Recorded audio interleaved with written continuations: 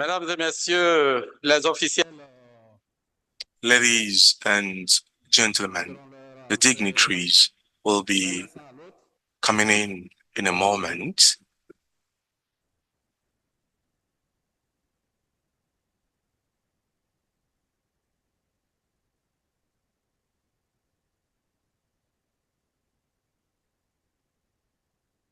Albert, faites-nous pour arrêter.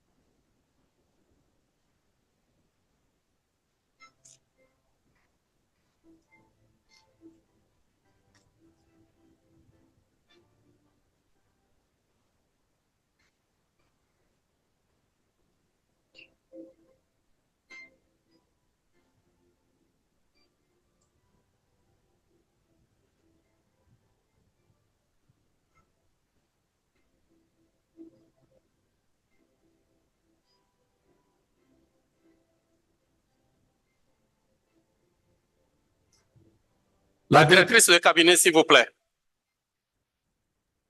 Please let's welcome the Chief of Staff. Shall we all rise on our feet to welcome the dignitaries? They're led by the Chief of Staff.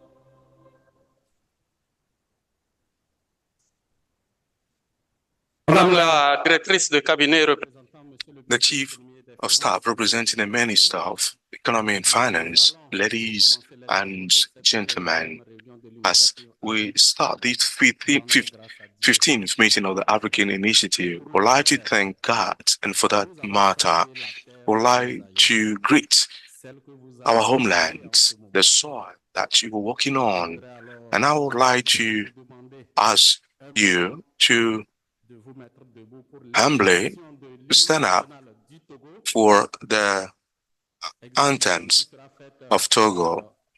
It will be performed by the choral avenir of the University of Togo, which is the first public university of Togo. The title is The Lines of Our Forefathers, and the floor is to the university for the anthem.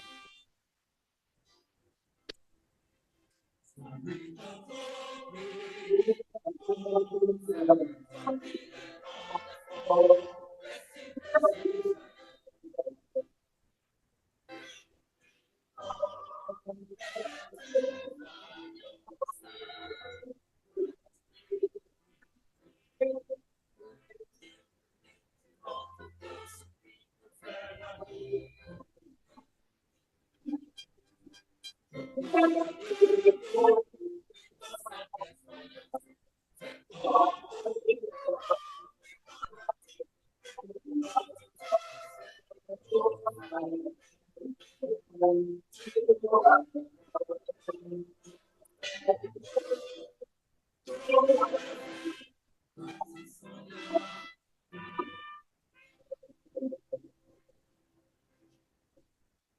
vous remercie. Veuillez vous asseoir, s'il vous plaît. Well, thank you. You may be seated.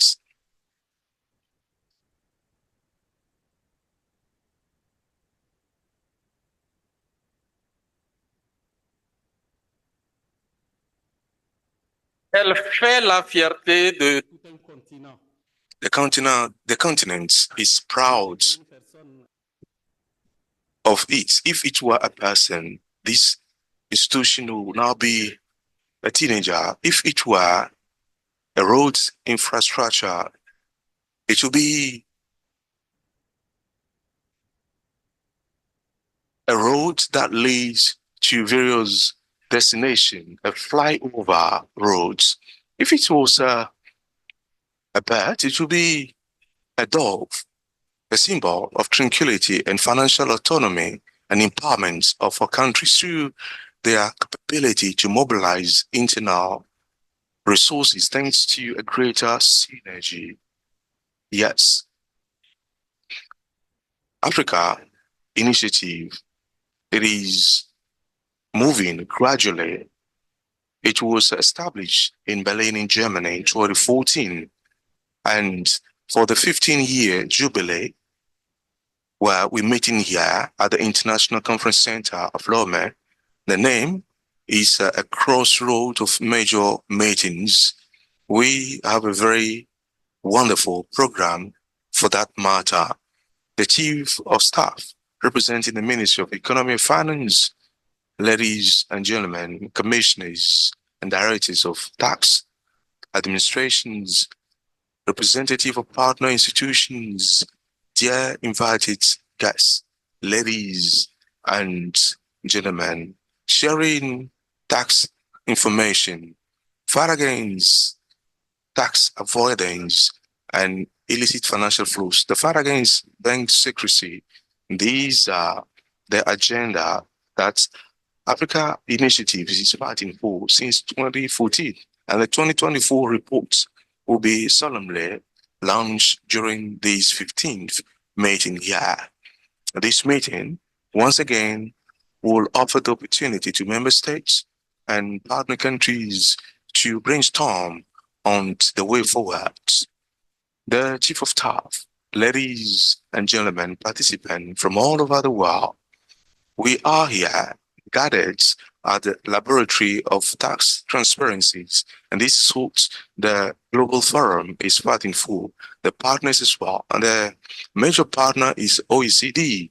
Today, the proceedings will be in various steps. This is the first step, which is devoted to the opening ceremony, and we will follow the remarks, the welcome remark from the General Commissioner of OTR, which is the co-chair of Africa Initiatives, hosting the meeting here. We're going to have Mr. Gael Perrault address. He's the president of the forum. Mr. Gael Perrault would have loved to be here this morning, but he could not make it, so he sent us his remarks that we will follow thanks to the technical team. Same applies to Mr. David Greatberry. I'm sorry if I did not pronounce your name properly. He is the Deputy Director of the Center Policy and Tax Administration of OECD. Will also follow his address will be projected to us. And after that, we're going to have the address from Mrs. Zaida Manata, the head of the Secretariat of the Global Forum. The keynote address will be from the Chief of Staff representing the Minister of Economic and Finance. And we're going to move to a group photograph with the officials that, because of their tight agenda, will be able to move away to allow us to continue the proceedings. We're going to have a higher level roundtable on the outcome of 10 years of commitment for tax transparency in Africa. We'll also have the presentation, the official presentation of the Progress Report 2024 of the African Initiative. Then we will welcome through a ceremony 2 new members, Democratic Republic of Congo and the Zambia, that have joined the initiative since the last meeting that was organized in October 2023. So we're going to have a press conference, and that will be the end of the morning session. The press conference will be very enriching, and our friends from the media will not miss this opportunity. And after the press conference, we'll have the lunch break, and when we resume in the afternoon, we're going to have 2 panels. The first one on the unlocking the use of exchange of information on requests, and the second one on the beneficial ownership transparency. And that will be the end of the proceedings of the first day. I'd like to recall that we are live, the proceedings of this ceremony. We are live on the website of the Global Forum.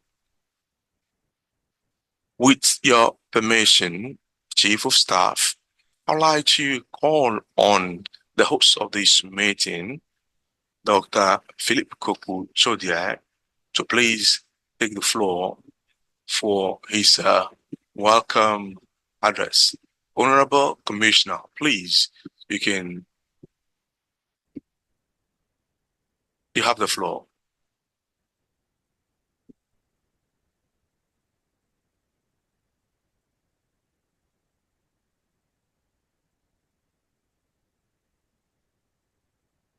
Thank you. The Master of Ceremony, the Chief of Staff, representing Mr. Sani Yaya, Minister of Economy and Finance of Togo, Mrs. Zeta Mamata, head of the Secretariat of the Global Forum, ladies and gentlemen, General Commissioners, head of delegations from Member States of African Initiative, dear partners and donors of African Initiative, distinguished guests, dear participants, on behalf of the co-president of the African Initiative, my colleague, Mr. Edgar Heswater, is on his way. He will join us very soon. So on behalf of the co-presidency of the African Initiative and on behalf of the Togolese Revenue Office hosting this meeting, I'd like to wish all a very warm welcome to Lomé. As you all know, we gather here today for the 15th meeting of the African Initiative since it was launched in 2014, 2024, 10 years. And we're gathering here today to celebrate a very important milestone, the 10th anniversary of the African Initiative. Since its establishment, African Initiative continue be guided by 2 objectives. First, raising political awareness and promoting awareness around and information sharing as a tool for combating tax evasion and other forms of illicit financial flows and for raising resources for development. And the second one is building capacity for African countries to help them to make use of exchange of information to drive tax compliance and also enhance domestic resources mobilization. During this meeting, we will take stock of the progress achieved along these two strategic priorities through the presentation of the Africa Report, Tax Transparency in Africa Report 2024, Africa Initiative Progress Reports. The findings of the report will enable us to share success stories, both individual as well as collective, and to compare our common challenges and the steps that are taken to address them. We will also discuss on the remaining obstacles and how we may overcome them to make tax transparency and exchange of information work very critical for our tax authorities in their mission of enforcing tax laws, promoting tax compliance, and raising resources for the development of our nations. I'd like to take this opportunity to express my thanks to the Minister of Economy of Finance, Mr. Sani Yaya, for his personal involvement for the success of these events. And I also want to extend my thanks to the head of state, His Excellency, for Essosi Nanyasingbe, the president of the Togolese Republic, who spared no effort to help us use the resources from the government to organize these historical meetings. Chief of Staff, distinguished participants, as you can see, we have a fully packed agenda over the course of the next 3 days. But I do hope that beyond this busy schedule, you'll find time to explore our beautiful city and country and enjoy a warm hospitality from Togo. I know that hundreds of people have registered to attend this meeting from nearly 40 African countries, including 6 partner organizations and donors. I'd like to take this opportunity to welcome the delegation from Mozambique, a non-member of the Africa Initiative, present here in the conference hall this morning, and I do hope that they will join us very soon as a full member. And I'd like to thank our partners and donors of the African Initiative who are here this morning, and I wish fruitful deliberation to this meeting. I do thank you.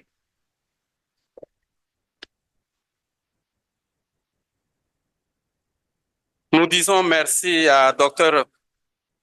We thank Dr. Philip Koku Chodia, and I'd like to highlight that he is the chairman of the African Tax Administration Forum. He's the current chairman of the African Tax Administration Forum. We're going to move to the second remark from Mr. Dyer that will follow through an online projection. If the technical team is ready, let's have Mr. Gaia. Le président de l'Initiative Afrique, M. Philippe Chaudier, commissaire général de l'Office Togolais des Recettes, M. Edouard Kisvetter, commissaire du South African Revenue Service. South African Revenue Service. Dear Madam Demdanga, Head of the Global Forum Ladies and gentlemen, the General Commissioner, General Manager, Head of Fiscal Administration, Commissioners and Directors, dear members, partners, directors of the Africa Initiative, dear guests, dear delegates and colleagues. First of all, I would like to apologize for not being in Lomé.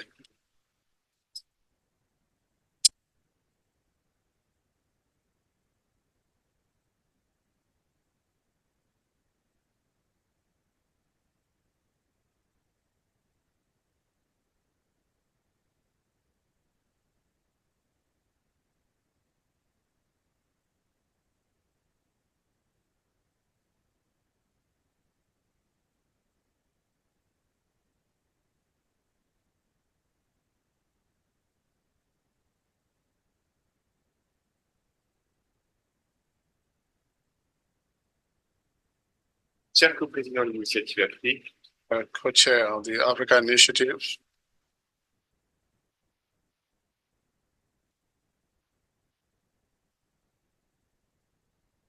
En attendant, l'Initiative Afrique, Monsieur Philippe Chaudier, Philip Chaudier, General Commissioner of the Togolese Revenue Authority, Mr. Edward Kipchota, Commissioner of the South African Revenue Service, Madam Zeda Mananta, Head of the Secretariat of the Global Forum, ladies and gentlemen, General Commissioner, General Directors, Head of Tax Administrations, the Commissioners and Directors, dear members, partners and donors of the African Initiative, dear guests, dear delegates and colleagues. First of all, I would like to apologize for not being able to make it to the lobby. I regret it deeply, but this is due to a personal reason. I'm honored and grateful of the honor to talk to you. This meeting of the Africa Initiative marks an important milestone because we celebrate the 10th anniversary of the Africa Initiative. I particularly thank Togo for hosting this meeting, and I hail the presence of the Togolese authorities. I also hail the participation of all the other members of the African Initiative at the highest level. Your presence and your participation is a token of the place that you are according to transparent and information exchange as a tool to fight fiscal evasion and illicit financial flows. While we celebrate the 10th anniversary of the African Initiative, please increase commitment toward transparency on our continent. Since the last meeting of the African Initiative in June 2023, the Democratic Republic of Congo and Zambia joined the Global Forum. This will increase to 39 the total number of African countries participating in the duration of the forum, thus representing 23% of our members. Please allow me to welcome to them in our big family of the Global Forum. Beyond figures, the active participation of the African continent through the work on fiscal transparency, particularly in the organs and groups of the Global Forum, contribute toward improving and the transparency at the global level. Thus, Kenya hold the vice chair of the Global Forum and is members of the steering committee as Togo. South Africa hold co-chairmanship on the group on the crypto active framework. Country Mauritius, Eswatini, Kenya, and Mauritius are part of various peer review groups. African countries provide to forum evaluators expect to contribute to the process, peer review process, be it exchange of information on the request and automatic exchange of information on or issues related to confidentiality and data protection. Generally, your participation, your sharing of experience are valuable support for the continent and for all the Global Forum. Your work on assistance in terms of collection of taxes is an example. It was shared with the members of Latin America and Asia in the last 2 years, bringing a new dynamic in this area. One of the highlights of this meeting will be the presentation of the report on tax transparency in Africa that really present the breakthrough achieved by the African countries, that is by you in this area in 2023. It highlights the concrete impact of the utilization of tax transparency tools and information exchange in order to mobilize resources, national resources, because this is a key objective for all developing countries. With impressive figures for 2023. This is a concrete result so that coordinated 10 years of work of African countries. If you want to go fast, go alone. If you want to go far, go with the others. The second 10th anniversary is also an opportunity to underscore the importance of the work together. The result achieved are the fruit of your work with the support from all the partners and donors of the African Initiative that I also want to hail here.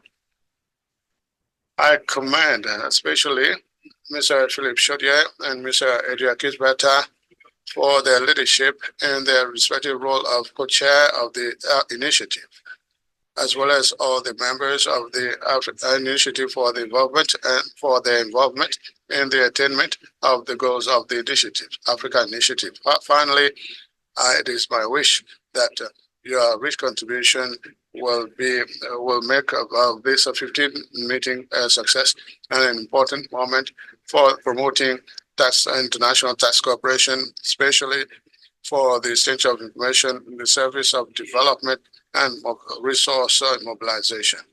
I'm certain that you know, but I want to tell you that you can rely on the Secretariat to support you in this endeavor, as well as on me. Your progress in terms of tax transparency are a motive of pride for yourself and for all the Global Forum. I thank you and wish you an excellent meeting. So we thank the President of the Global Forum. While techniques be help us for the second projection, the first two remarks insisted on the update that will be made on the progress report during these deliberations. The individual and collective experiences will be shared for more effectiveness. And the intervention talked about the challenges and the hindrances that should be overcome. And a glance was also made to a potential member who is which is in this room, that is Mozambique. The addresses are also mentioned also the engagement for tax transparency in Africa and invite to further perform information sharing. They also greet all the partners for their support. If the technique is ready, now we will follow the address of Mr. David Pribari, Deputy Director of the Center for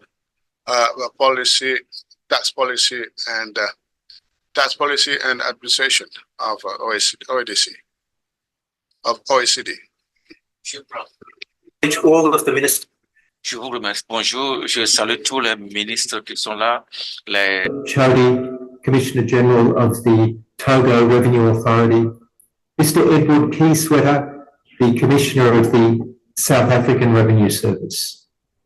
To my good friend and colleague, Ms. Zaida Manata, the indefatigable head of the Global Forum Secretariat, and thank you, Zaida, for all that you do. I'd also like to wish to acknowledge the Commissioner Generals, the Director Generals, the heads of tax administrations and commissioners, members, partners, and donors of the Africa Initiative. Ladies and gentlemen, it's a great honour for me to address you today on this occasion of the 15th meeting of the Africa Initiative. But it also marks a significant milestone as we celebrate the 10th anniversary of this flagship regional initiative. And importantly, it's a regional initiative of the Global Forum. First, forgive me for not being able to be there to join you in person today. Even though I wrestled with my schedule, unfortunately, meetings associated with ongoing international tax discussions have meant that it was simply not possible for me to be there with you. But thank you for giving me the opportunity to speak to you all remotely. I'd like to begin by thanking the Togolese authorities for hosting this important meeting of the Africa Initiative. Aside from the jam-packed agenda, and I know you'll all be busy with that, I also hope that delegates find the time to enjoy some traditional Togolese hospitality, and I'm sure you will, and that is certainly a reason for me to be jealous that I'm not able to be with you all in person.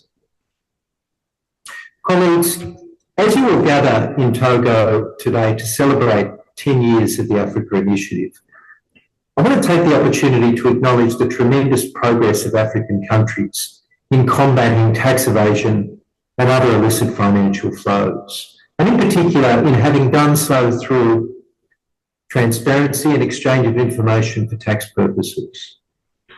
Collectively, you have demonstrated that the tools of greater transparency are crucial for better enforcement of your domestic tax laws, but also and ultimately for enhanced resource mobilisation.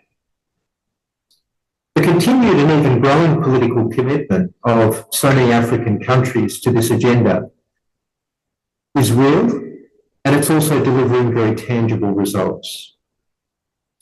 Reading this year's Tax Transparency in Africa report, it's clear that your efforts to strengthen the domestic legislation to empower your tax administrations with strong access powers and a growing network of partners, and your efforts to build the technical capacity needed to support the fight against tax evasion and illicit financial flows really have been remarkable.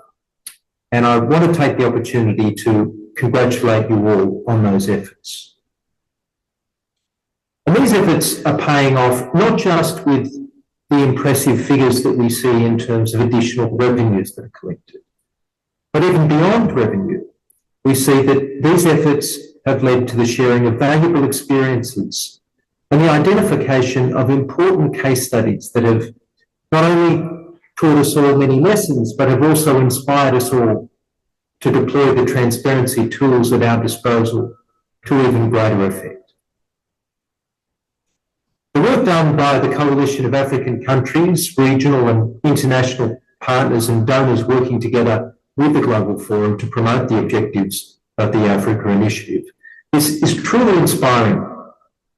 And it's not just me saying that, because your efforts have inspiring the entire Global Forum family. And in fact, the Africa Initiative, its country members, donors and partners, should be very proud to see the development of other regional initiatives that in so many ways have sought to replicate the key ingredients that have made the Africa Initiative such a real success. So you have been a path leader in that sense. And in fact, we now have cooperation between all of the regional initiatives in efforts to share experiences, to share approaches, and to share the tools that are being deployed to further advance the common agenda that we all have in greater transparency. But of course, always being mindful of the specific needs and challenges of different regions and different countries. And I think that's one of the great advantages of the approach that the Global Forum has pursued. Global standards, but their implementation with tailored support in specific regions and for specific countries to ensure that these standards can deliver in those local contexts.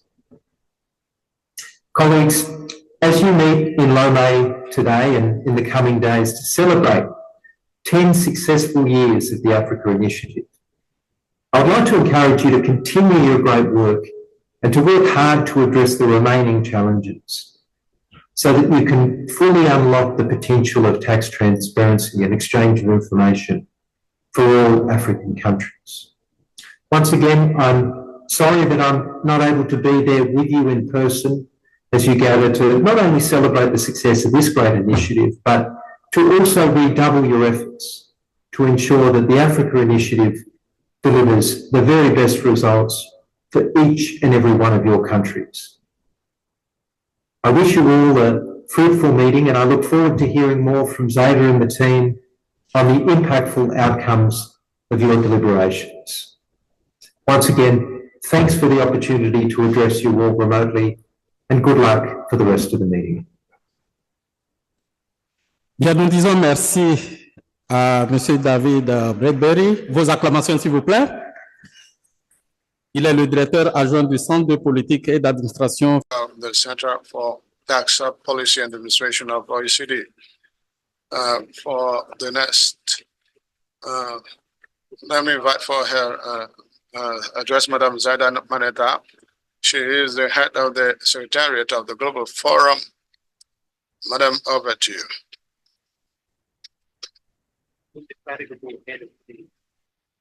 Secretariat. Thank you, Zaida.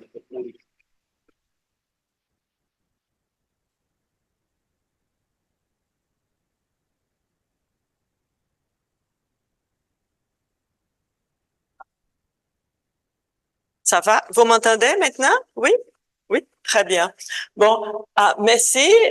Can you hear me? All right. Good morning. Good morning to all. Madam Director, Chief of Staff of the Minister of Economy and Finance of Togo, Mr. Philip Chaudier, General Commissioner of the Togolese Revenue Authority and co-chair of the Africa Initiative, dear member, partners and donors of the Africa Initiative, dear colleague, ladies and gentlemen, thank you for joining us today. We are very happy to welcome you who started this endeavor with us when you established the Africa Initiative in 2014, and those who join us down the road, and those who are joining us now. To say welcome to the Democratic Republic of Congo and to Zambia, who are joining us in this meeting for the first time as members of the Global Forum and a member of the Africa Initiative. 10 years since the Africa Initiative was established, that gather a coalition of willingness of African countries, partners and donors in order to support the effort of the African countries aiming at unlocking the potential of transparency and information exchange. During these 10 years, the Africa Initiative was a great catalyst of increasing political commitment for the tax transparency on the continent. With the co-chair, I would like to thank all the partners and donors of the Africa Initiative for working together with us during the past decade in order to advance the agenda of tax transparency and the exchange of information on the continent. The Secretariat of the Global Forum is highly honored of participating in this endeavor and to rely on your trust and cooperation. Thank you. This 15th meeting of the African Initiative marked an important milestone as we are celebrating the 10th anniversary of the initiative. Although some challenges are to be taken up, these 10 years of cooperation had a considerable impact. Indeed, as a regional initiative, a flagship regional initiative, this success changed the way we work to support our members. It inspires the initiative in Latin America, the Initiative of Asia, and the Pacific Initiative in responding to the specific need of the members of the Global Forum from these regions. This meeting offers a platform in order to make an update on the progresses that you achieved in 2023 in the implementation and the utilization of the standard of transparency and information exchange, and share exchanges with peers, and to unlock strategies to take up the challenges and the constraints. I avail myself of this opportunity to thank the Togolese authorities, especially the Togolese revenue authorities and the Ministry of Economy and Finance for the warm welcome accorded to us in Lomé. Thank you for your hospitality that we have enjoyed since we came, and I'm sure that we'll continue enjoying this hospitality during our stay. I also want to thank the co-chair of the African Initiative, Mr. Philip Chaudier, General Commissioner of the Togolese Revenue Authority, and Mr. Edward Kismet, Commissioner of South African Revenue Services, for their leadership that they showed since the commencement of the mandate. Mr. Quizeta will only join us in the afternoon, but I want to tell Mr. Chaudier that it was a great pleasure to work with the two of you and your excellent team, and we rely on your direction and leadership to continue advancing the agenda of the Africa Initiative. I'm pleased about the engaging deliberation and fruitful deliberations that come up as a fruit of the 3 days. I thank you, and I wish you a good meeting. Thank you. We thank Madam, and then we applause. Put your hand together for her. After these 4 addresses, we'll suggest a break to follow one performance of the Kerr Avenue of the University of Lomé. Kerr, over to you.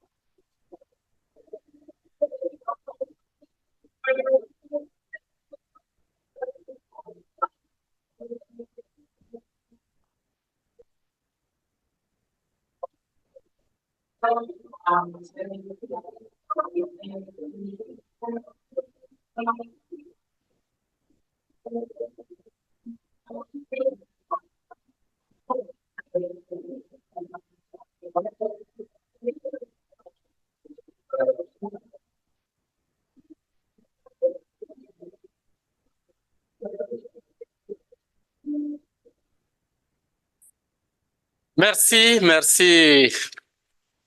Je vous demande de les acclamer très fort. Mesdames et messieurs, lentement mais sûrement, nous voici au pic de cette cérémonie d'ouverture. Et je voudrais très respectueusement inviter Madame Akoumawse Adetou Afidenyangba, directrice de cabinet du ministre de l'Économie et des Finances, de bien vouloir prendre la parole pour son allocution d'ouverture.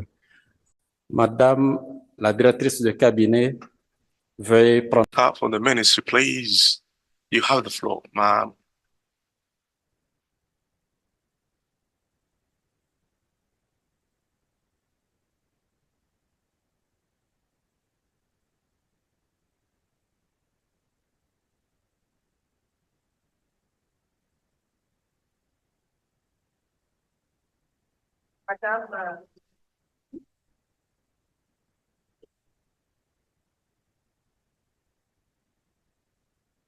The head of the Secretariat of Global Forum on Transparency and Exchange of Information for Fiscal Purposes, the co-chair of Africa Initiative, ladies and gentlemen, Director General, General Commissioners, and directors and heads of departments, ladies and gentlemen, media professional, distinguished guests, all protocol observed. Ladies and gentlemen, the Minister of Economy and Finance would have loved to be here personally for this opening ceremony, but he could not make it.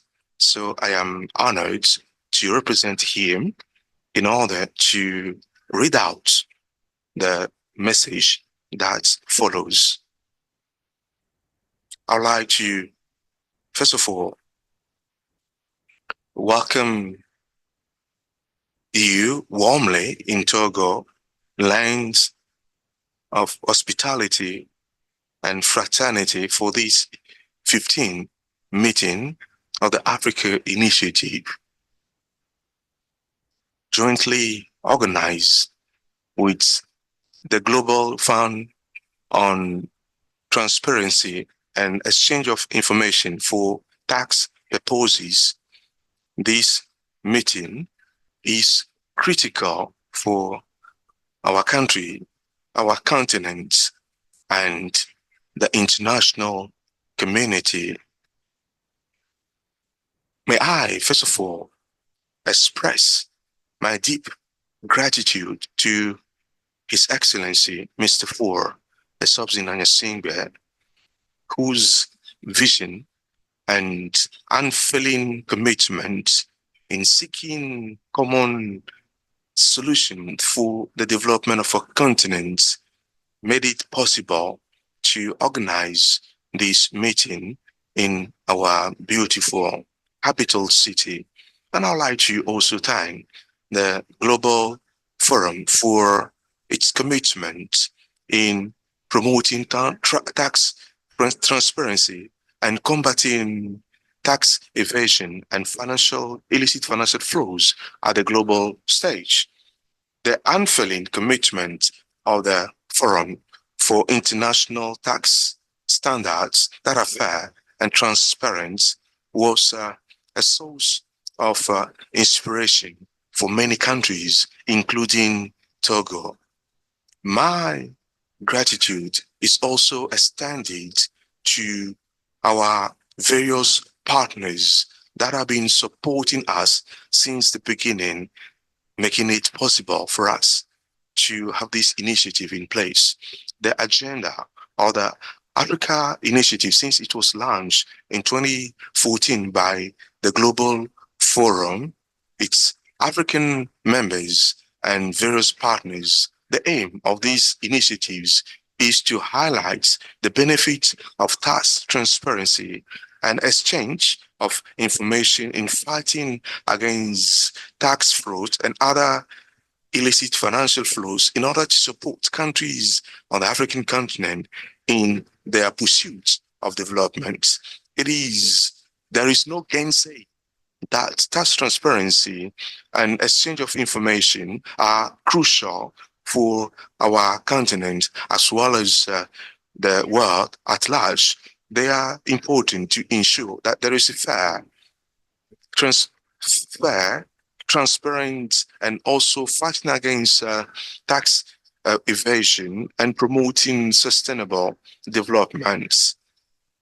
Nowadays, tax administrations are facing significant challenges: illicit financial flows, tax evasion, and corruption that are undermining the public revenue of a country, as well as the confidence of our citizens in our tax systems in member states. Nonetheless, these challenges also come with unique opportunities to strengthen our regional cooperation as well as international cooperation and come up with innovative solutions. It is in these regards that the Africa Initiative is a model of cooperation between African states and also urges African countries for a political commitment under the leadership of the Global Fund in promoting the establishment and the use of international trade tools.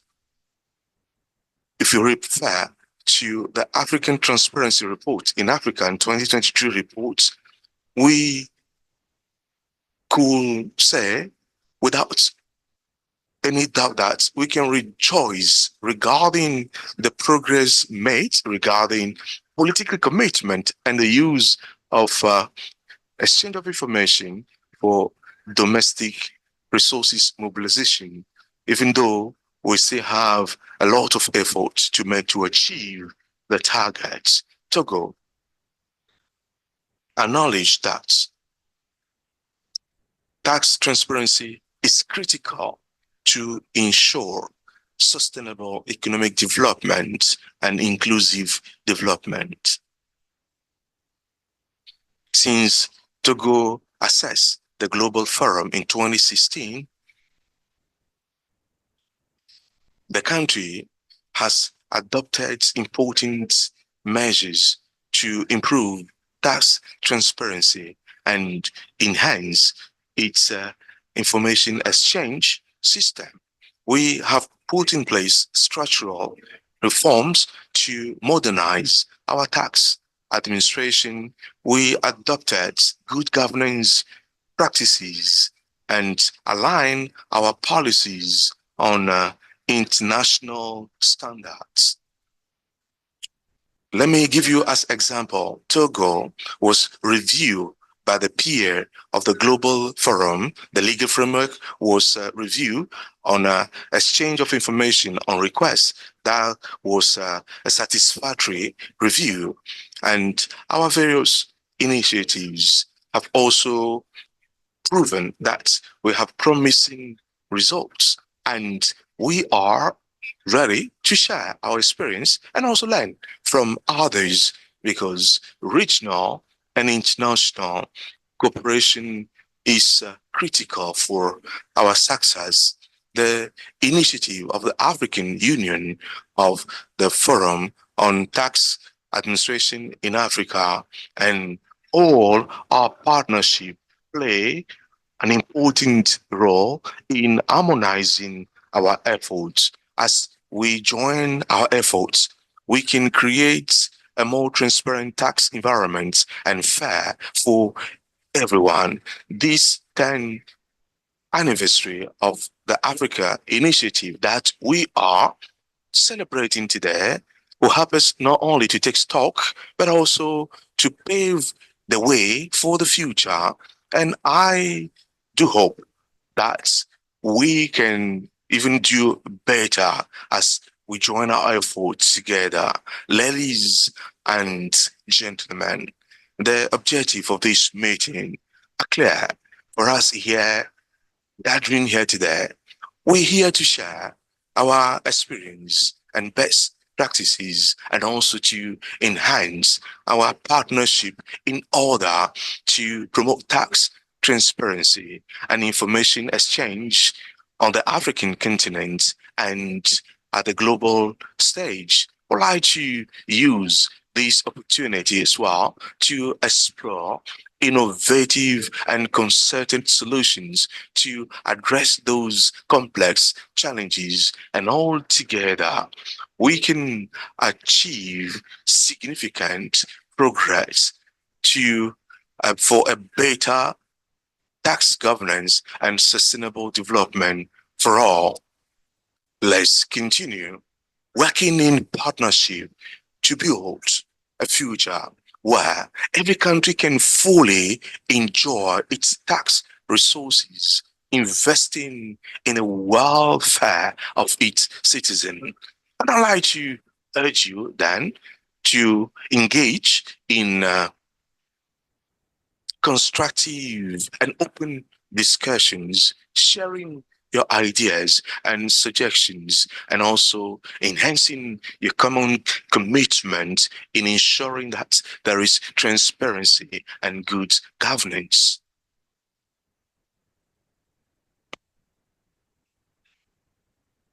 So, to conclude, I'd like to thank the Global Forum for having selected our country Togo to host the first meeting of the Africa Initiative in Francophone Africa, and reaffirm the political commitment of Togo for development of homegrown strategies to enhance public finances, which is the bedrock of development plan of our continent. On these notes, I declare open the 15th meeting of the Africa Initiative. I do thank you. Bien, nous disons merci à Well, we thank Madam Aku Mause Adeto Afide Nyangba. She is the Chief of Staff of the Ministry of Economy and Finance. Through her keynote address, she welcomed all the participants to Togo, thank the highest authorities of this country for their vision. She commends the determination of the Global Forum for Tax Transparency, and also highlighted the challenges that tax administration are facing tax evasion, illicit financial flows, and the Chief of Staff also thinks that Africa Initiative is a model for information exchange for tax purposes. And for Togo, according to the Chief of Staff, tax transparency is an imperative. She also highlighted the encouraging reforms engaged in Togo, though we still have some way to go, but we need to pave the way for the future.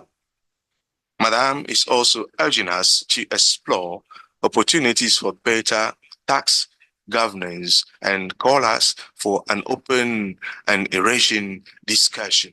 I do thank you, ladies and gentlemen. This is the time for the precious and the group photo that we always have on such occasions. And I'll solemnly want to call on the members of the high table to please join us here with all the participants for the group photograph. Thank you so much.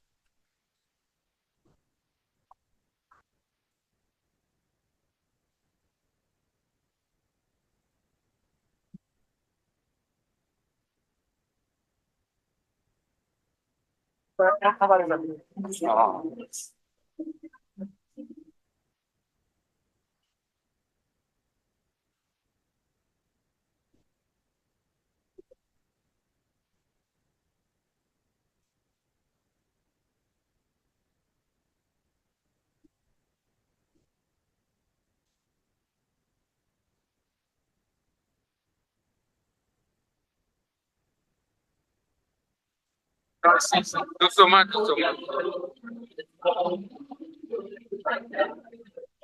C'est bon, c'est bon.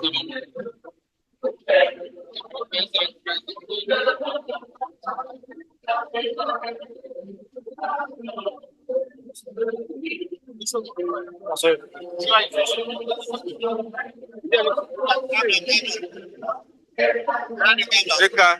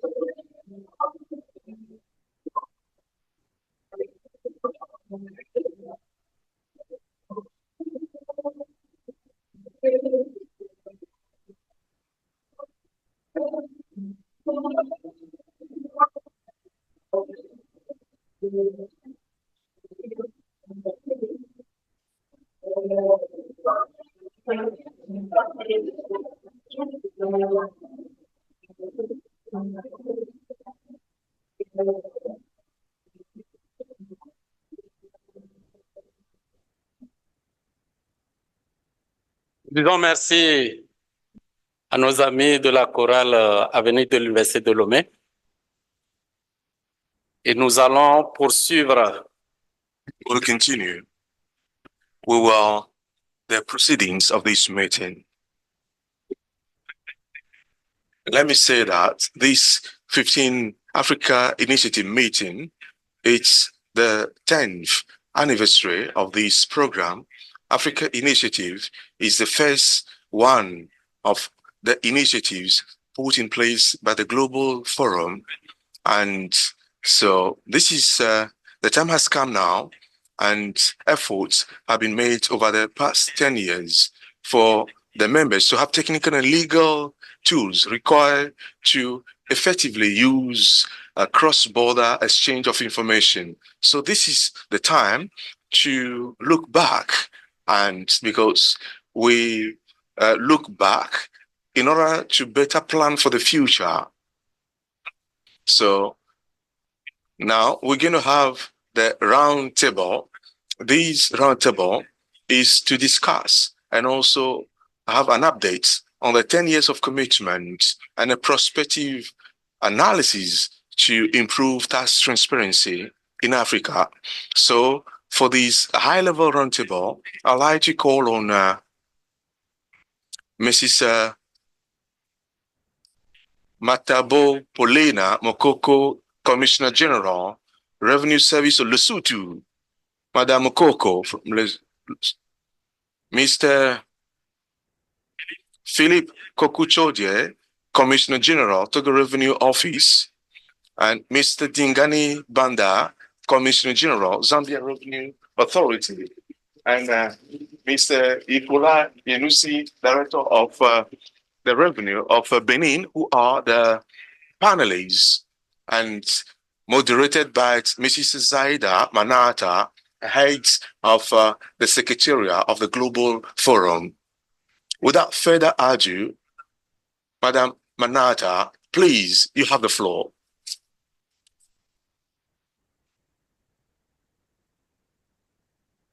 toutes nos excuses, Monsieur le Commissaire général. Commissioner General, we're so sorry. Our apologies.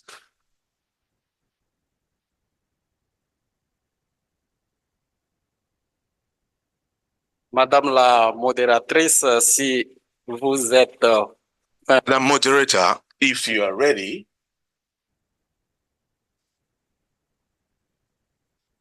Your mission is over, sir. Distinguished participants, nous allons Distinguished participants, we're going to start the proceedings. And this is item 3 on our agenda, the high-level roundtable. The topic is 10 years of commitment to improve the fight against tax evasion in Africa through tax transparency, reflecting on the success of the 10th anniversary. It will be moderated by Mrs. Zeda Maneta, head of the Secretariat of the Global Forum. Let me give the floor to Madam Zeta. We are running behind schedule. We are supposed to start 10:30, so Madam Zeda, you're on. Thank you, Mr. Chodie. It is a pleasure for me to welcome you to this high-level roundtable celebrating the 10th anniversary of the African Initiative and think about this historical commitment to tax transparency and its impact on tax evasion in Africa.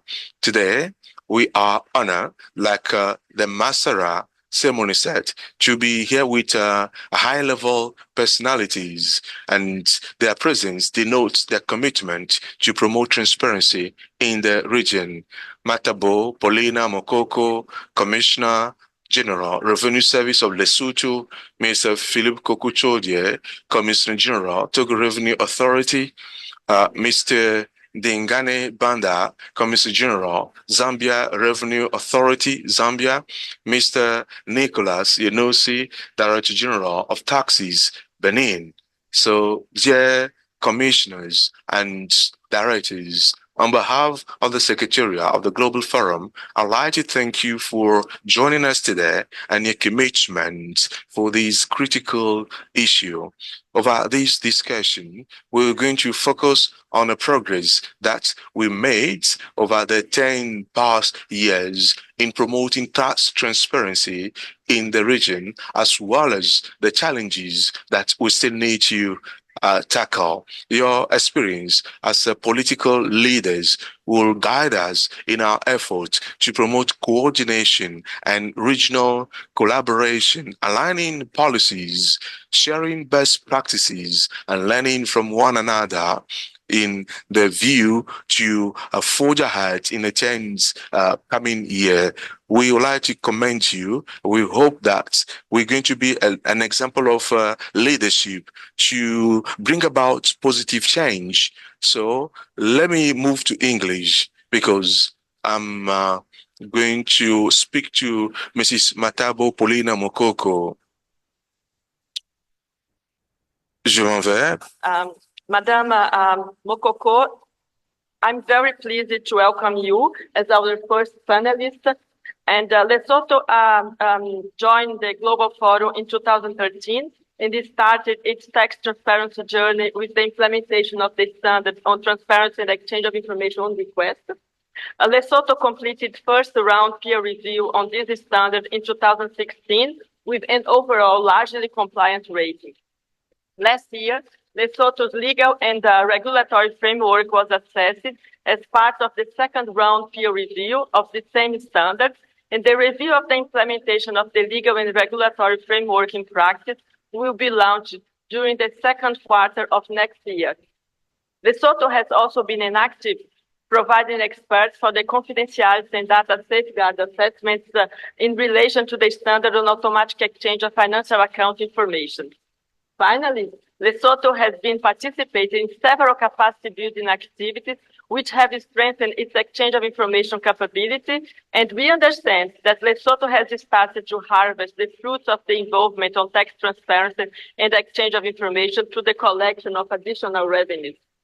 So, dear Commission General, why does Lesotho consider it important to participate in the tax transparency work? Maybe you can share with us your thoughts on this. Thank you so much, Madam.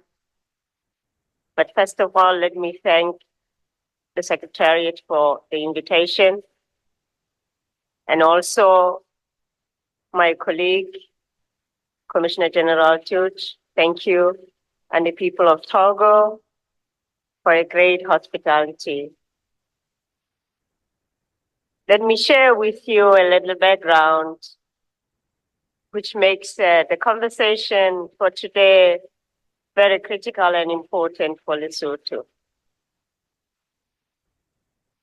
Madam, I must indicate that in Lesotho, we celebrated 20 years of the existence of the Revenue Services Lesotho. The main reason why the organization was founded was to ensure the efficiency of the collection of revenues and also to ensure an effective implementation of the application of the revenue laws. But most critically, the administration wanted to ensure that Lesotho was getting its fair share of the revenues, particularly looking at the extractive industries pertaining to the natural resources which we are endowed with. This is so against the ever-growing needs and demands of tax revenue to finance government expenditure. It may be important to share that in Lesotho, 60% of government expenditure is financed by the taxes. It therefore goes without saying that there's ever increasing need for the effective collection of tax revenues and also a lot of pressure on us to deliver on our mandate. It is important to also note that Lesotho as a country is a landlocked country with one neighbor, South Africa, and also we have about a population of about 2 million people. And with that, we only have just under 140,000 taxpayers. Essentially, this means that for Lesotho, it is critical to make sure that we maintain a fair tax environment. We make sure that every little cent that is due to the fiscus is duly collected. In order to deliver on this mandate, our partnership with the Global Forum has been very, very important and critical, particularly because there are various ways in which we employed to ensure that we effectively mobilize domestic revenues. But most important has been our partnership with the Global Forum in ensuring that we strengthen capacity, ensuring that we rely and leverage on relationships with the international community, bearing to the fight against tax evasion and illicit financial flows. Madam, lastly, let me indicate that ever since we joined the Global Forum, we had a number of initiatives that we had to undertake. And Lesotho has been very, very successful in making sure that some of those issues pertaining, which are critical to support our revenue collection, were achieved. Specifically, we were able, through the support of this forum, to renegotiate very, very costly double tax agreements. We had also an opportunity to negotiate and conclude tax agreements with countries which were initially not willing to partner with us. And through the Global Forum also, we had been able to conclude a number of tiers, exchange of information agreements, and also to put an effective exchange of information unit within the organization. So basically, that's why this is very, very important for the country. Thank you. Thank you. Thank you very much. Okay. Thank you very much, Madam Mokoko. And thank you for flagging that being part of the Global Forum and engaging in exchange of information is part of the broader strategy of the country to ensure a fair tax system for its citizens and also to mobilize the needed domestic research. Thank you very much for that. And maybe if I may ask you a second question. So what are the progress that Lesotho has made in terms of strengthening the transparency and exchange of information framework and using it to mobilize domestic revenue? And what are the next steps for you?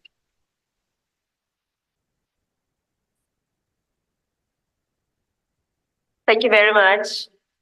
The next steps, in as far as Lesotho is concerned, in this important international dialogue, we had worked with the Secretariat to review our legislative framework, amongst others.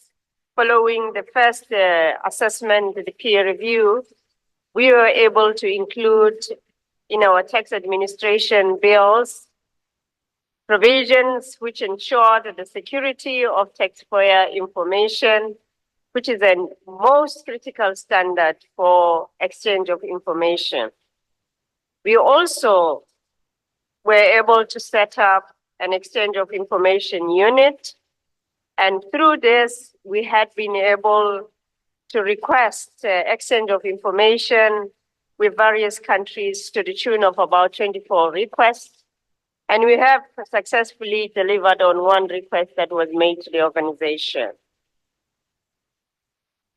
I must indicate that with the support of the forum also, training and capacitation of our staff has been very, very fundamental, because we have to be able to make sure that we have people that are able to deliver and carry out the efforts of the exchange of information.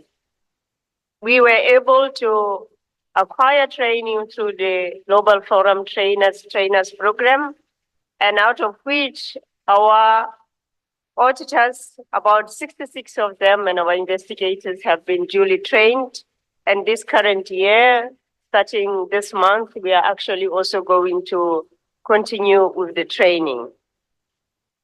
The most critical one relating to revenue mobilization, through the efforts and the support of the exchange of information, I must indicate that we had been able to recently deal and address a very critical cases relating to VAT refund fraud.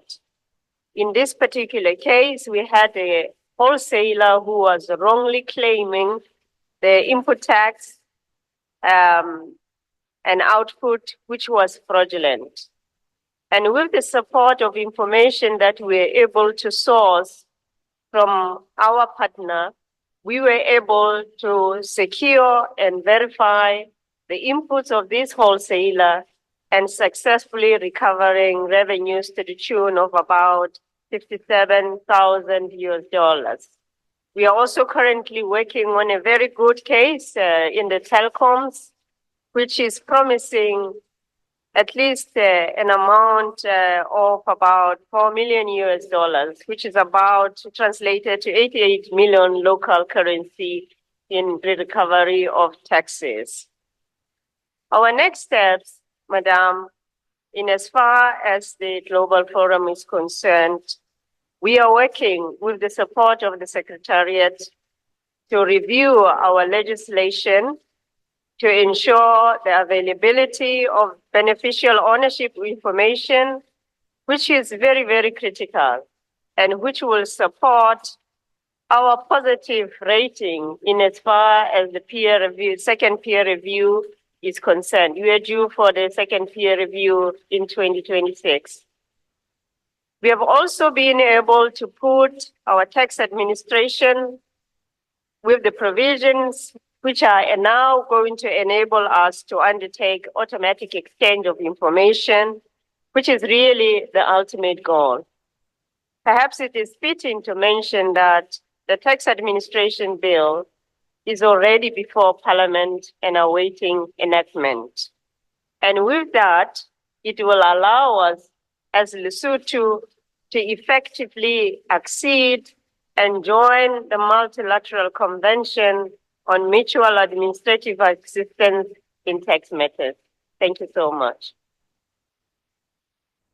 Thank you very much, Madam Okoko, I think you have just walked us through the path, how you translate the political commitments and strategies into reality, into practical actions, implementation, and that would lead to the benefits, really reaping the benefits that are necessary for the development of the country. Thank you very much for that. And I'm very, very excited to see the developments and to hear more about the bill, and then that you can join the MEC and start automatic exchange of financial account information. You can count on us to support you in this journey. Thank you. I will now jump into French again. Sorry for those who have to change the headsets. Je vais parler en français. I'm going to go into French now. I'm going to Mr. Philippe Chaudier, and I'm going to put the first question to you, sir.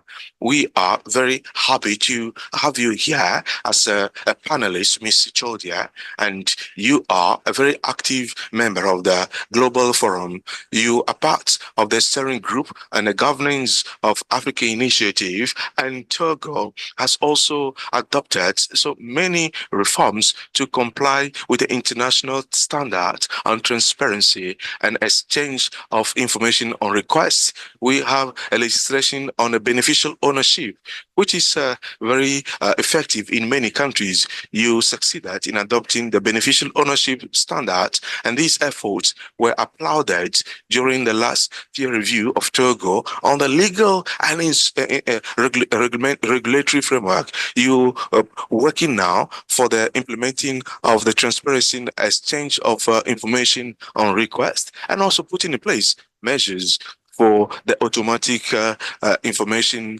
exchange on a financial account. And finally, Togo is part of the steering group of the Global Forum and co-chair of the Africa Initiative.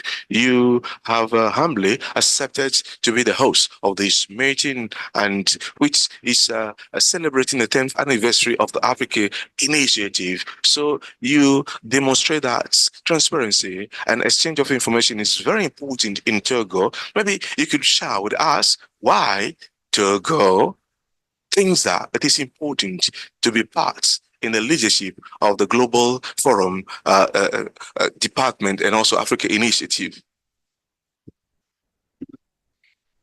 Well, thank you, Madam Zeta, the head of the Secretary of the Global Fund. And I'd like, first of all, to express to the Global Forum Secretariat, as well as the Africa Initiatives, our gratitude for this opportunity that we have to be part of this panel and also share the experience of Togo. Let me take you back to the question, why is it important for Togo to get involved in the leadership of the Global Forum and also Africa Initiative? Like this was well said by you, Togo is co-chair of Africa Initiative. Togo is also a member of the steering committee of the Global Fund. Why is it so important for Togo to be part and to take part in all these movements and at this highest level? It's very simple. As Togo, we are convinced, and Togo is strongly convinced that as we take part in this level of leadership at the level of the Global Forum and Africa Initiative, it's a way for us to help us to implement the guidelines of the highest authorities of our country regarding development large.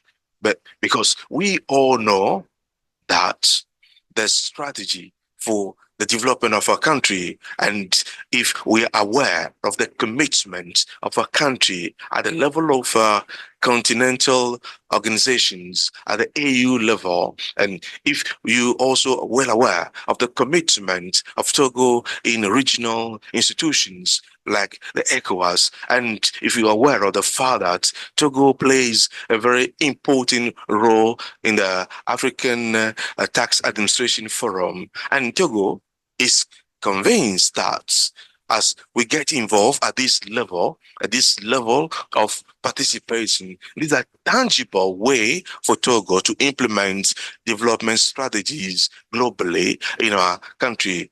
And Specifically, this level of engagement is a way of mobilizing more and more resources and also enhancing cooperation in order to make sure that we strengthen our financial resources at the level of the state level and the financing of the development needs of our country.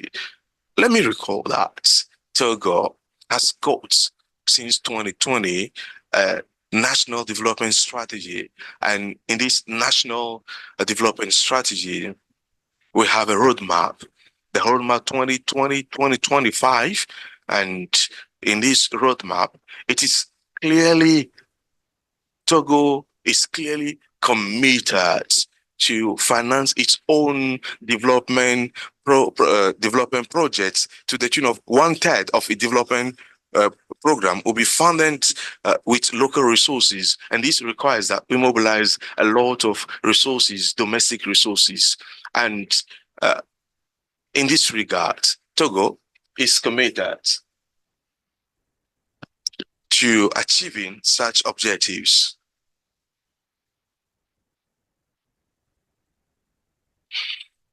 Togo has also put in place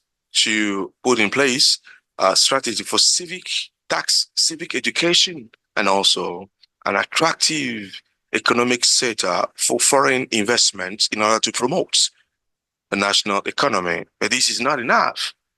We also need, and that's why we are committed at the global level in those very institutions to enhance global cooperation to fight effectively against fiscal fraud, tax evasion, in order to mobilize effectively and in a better way resources for companies for the financing of development of the country. In these regards, talking about tax evasion, I want to highlight that in our strategy as in Togo and the guidelines provided by the governor of Togo through the Togo Revenue Authority, it is clearly specified that increasing domestic revenue will help us through tax transition to achieve 21% by 2025. And for that, we need to have all hands on deck in order to achieve this. Also, the strengthening of the more effective partnership, as I said, through the various bodies, including the Global Forum for Transparency, is a key element. For this, to this, we should also add good governance. In order to summarize myself, we have two components. At global level, the adherence of Togo to the various bodies enables Togo to participate, enables to implement more effectively the orientations and the development strategies, and more specifically, at the level of the tax administration, it enables Togo to mobilize more resources for a better control and mobilize more resources for cooperation as part of a cooperation, win-win cooperation, acting with the other tax jurisdictions in order to mobilize more incomes for the financing of our development. These are the reasons that guide this commitment of Togo in these bodies. Thank you, Madam Secretary. Thank you so much to Mr. Chaudier for talking to us about the importance of international cooperation, and also to, how it is articulated clear for Togo with the national strategy and for its own development, and also the political decision of sharing with the other countries these ideas, this concern, and its strategy, and to get the voice of Togo heard in many bodies, in many forums. Thank you for this. Now, I'd like to ask you a second question, if you allow me. What are the advantages that Togo expect of the implementation and the utilization of this tax transparency standard, and what are the next steps to enhance this fight against tax evasion by the exchange of information. Once again, thank you. What are the advantages that Togo is expecting of tax transparency and exchange of information? I think these are twofold.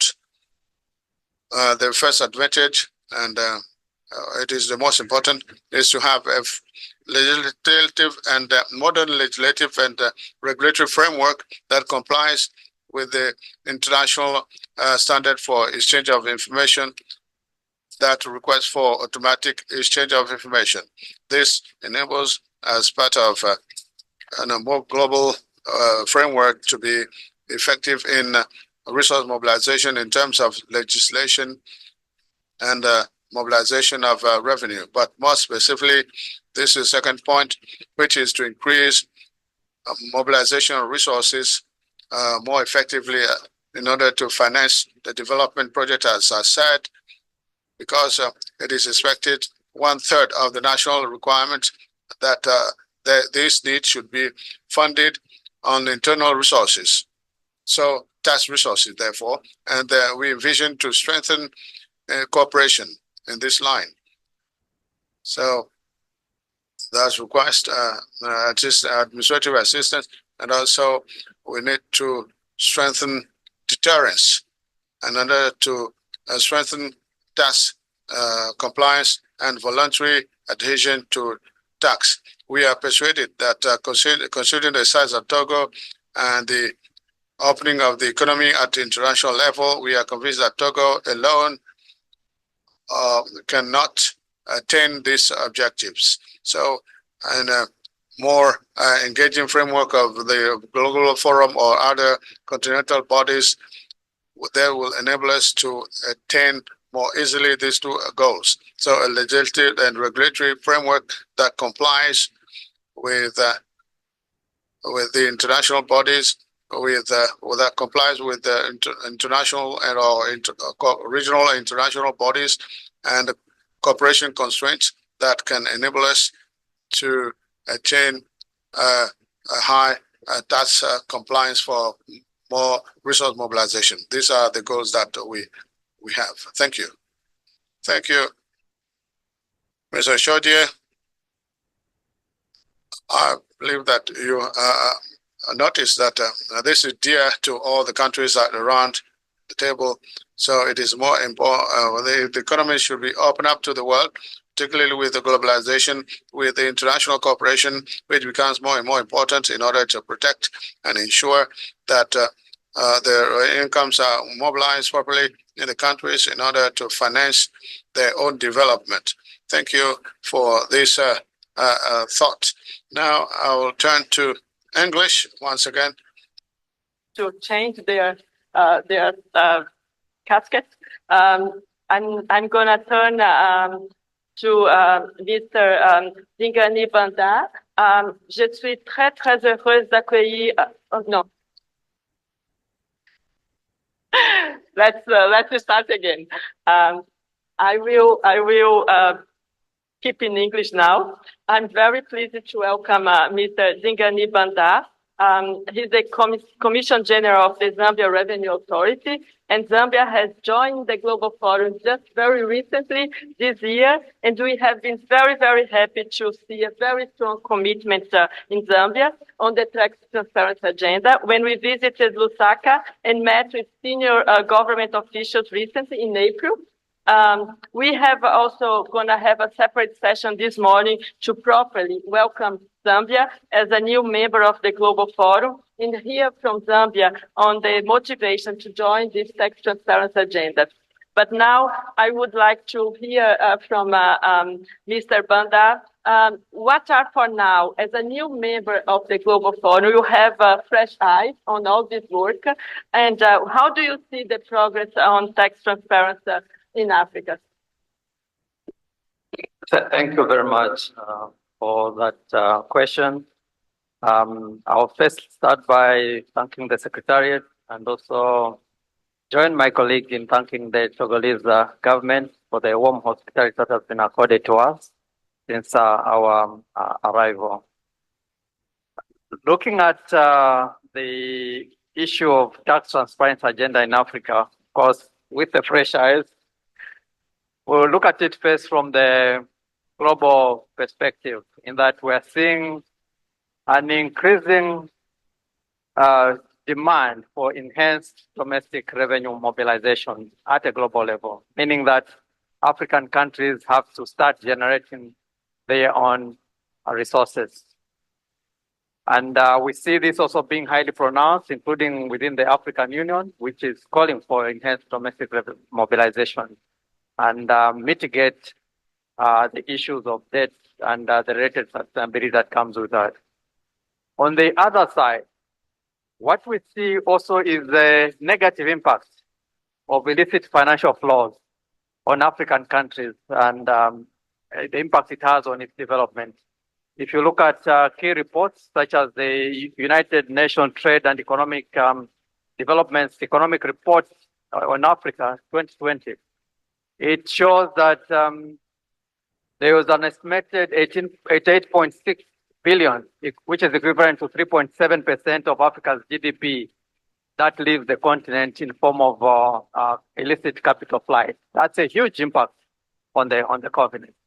And the report further outlines that this is almost a combined equivalent of inflows coming from the direct financial, foreign direct investment of about 54 billion, and also the official development assistance at 48 billion. And when you look at the impact of these financial flows, you see that almost all countries in the world, and in Africa in particular, are affected. And Zambia is not an exception. Our own Financial Intelligence Center report shows that in 2022, we had about 5,747 suspicious transactions. I was trying to browse the news back home today, only to see one of the tabloids again reporting illicit financial flows, which have been reported by our Financial Intelligence Center for Q1 at an amount in excess of $2 billion. So you can see that this issue of illicit financial flows has a tall order, it has an impact on the sustainable revenue mobilization of most countries there in Africa. But all hope is not lost.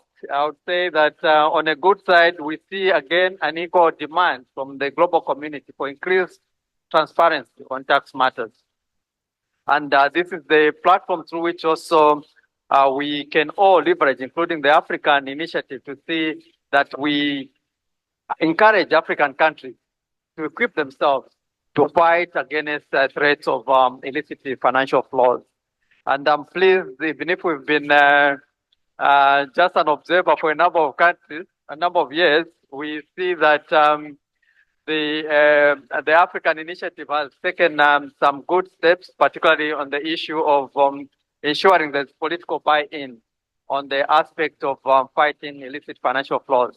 And as a country, as Zambia, our pronouncement in terms of joining the Global Forum was announced by the Minister, Mr. Dr. Tumbeko Msokotwane, in the budget speech for the country. So you can see the level of buy-in at national level in ensuring that we want to join the Global Forum. So that is really highly commendable in terms of getting that level of buy-in.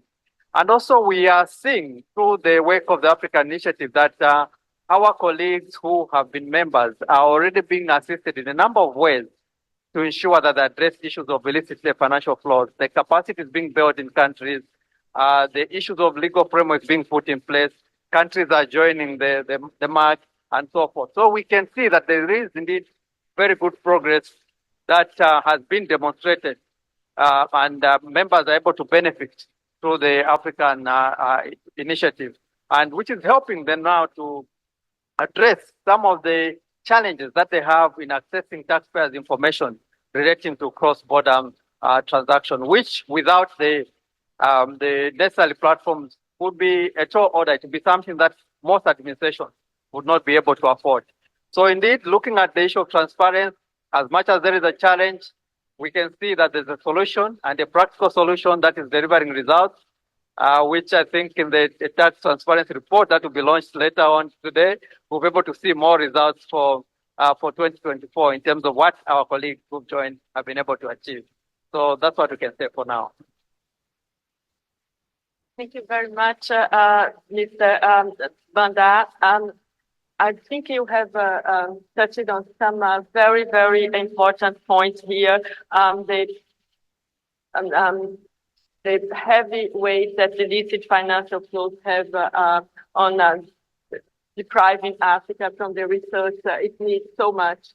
And so how we can join to fight these illicit financial flows, and how tax transparency is part of this, is a piece in these tools that we can put together to fight these illicit financial flows and ensure that Africa has access to the research it needs to its own development.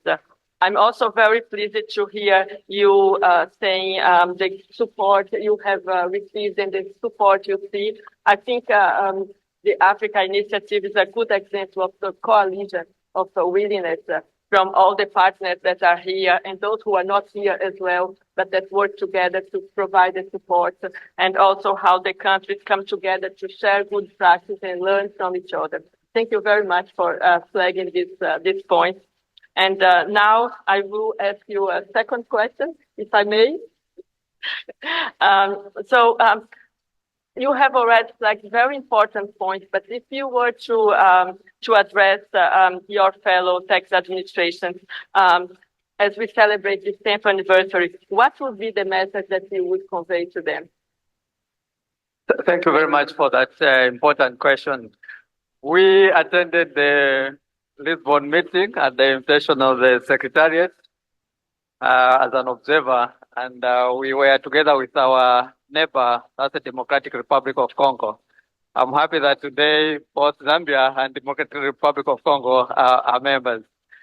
And I'm in this meeting also glad to hear that one of our neighbors, Mozambique, is also here.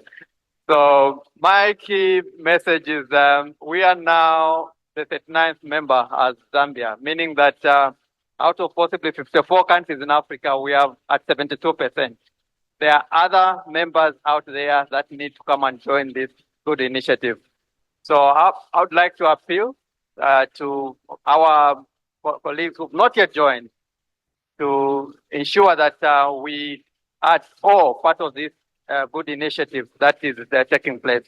We can only fight these illicit financial flows by collaborating, working together as African countries. And we should not have any single African country left behind. We need to all come together, join forces, and see how we can strategically deal with the various challenges that are rising. My other appeal also would be that we strengthen the capacity building and peer-to-peer learning, looking at African countries at different levels. There are those yet to join, would want to encourage them to join. There are those who are probably on exchange of information on request, tag along new members like ourselves, Zambia. There are those who graduated on to automatic exchange of information. Let's share experiences with others. But ultimately, let us all work together as a collective effort of African countries to deal with the challenge that we have before us of illicit financial flows. Thank you. Thank you very much. What you said looks like music to my ears, actually. I'm very pleased to join my voice to your voice and make a call for those who have not yet joined this agenda to come and join this agenda. There is capacity building available, not only from the Global Forum. We have a very strong program, but our partners as well, they have support available for the countries that want to move forward. And it's possible. We have demystified the issue that some countries cannot do automatic exchange of information. Yes, they can. We see more and more countries doing that. So yes, it's possible. And we can together overcome these challenges and ensure that no one is left behind. Everybody can participate and benefit from that. Thank you very much for these words, Mr. Banda. Thank you very much. Now, I'm very sorry for those that have to change the headset, so I'm going to turn to French again. Et maintenant, je vais accueillir M. Nicolas. Now, let me now welcome Mr. Nicolas Yanusi. He is the General Commissioner of Tax of Benin. And Benin joined the Global Forum in 2017 and worked in order to establish a transparency base and exchange of information with the goal to implement and benefit from this standard. Mr. General Director, what are the breakthroughs achieved by Benin in terms of tax transparency, and what are the next steps? Thank you so much.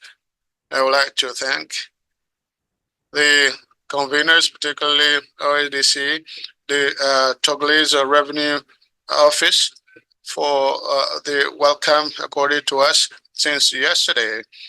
I would like, talking about the case of Benin more specifically, as you said, Benin joined the initiative in 2017. Following this, we made a long way.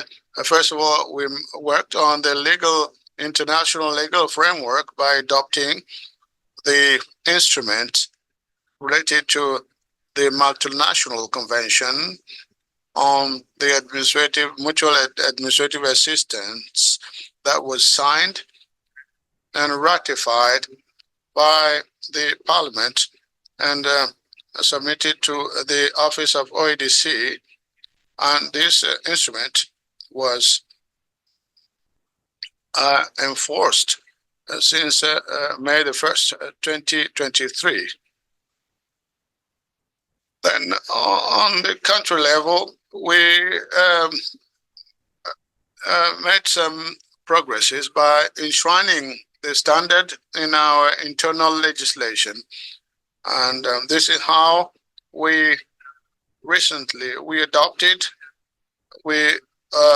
the Parliament adopt the legal provisions on the beneficial ownership of entities and legal entities. Apart from that, we made some progress on concerning infrastructure, particularly the establishment of the exchange of information unit, which is introduced in our organization with the required infrastructure. We also have, concerning the training of human resources, we actively participated in the initiative of the Global Forum, particularly the program Train the Trainers program that enables us to build the capacity of our officers in order to better manage the various challenges. Now, the next steps are that Benin is not far advanced in terms of information exchange.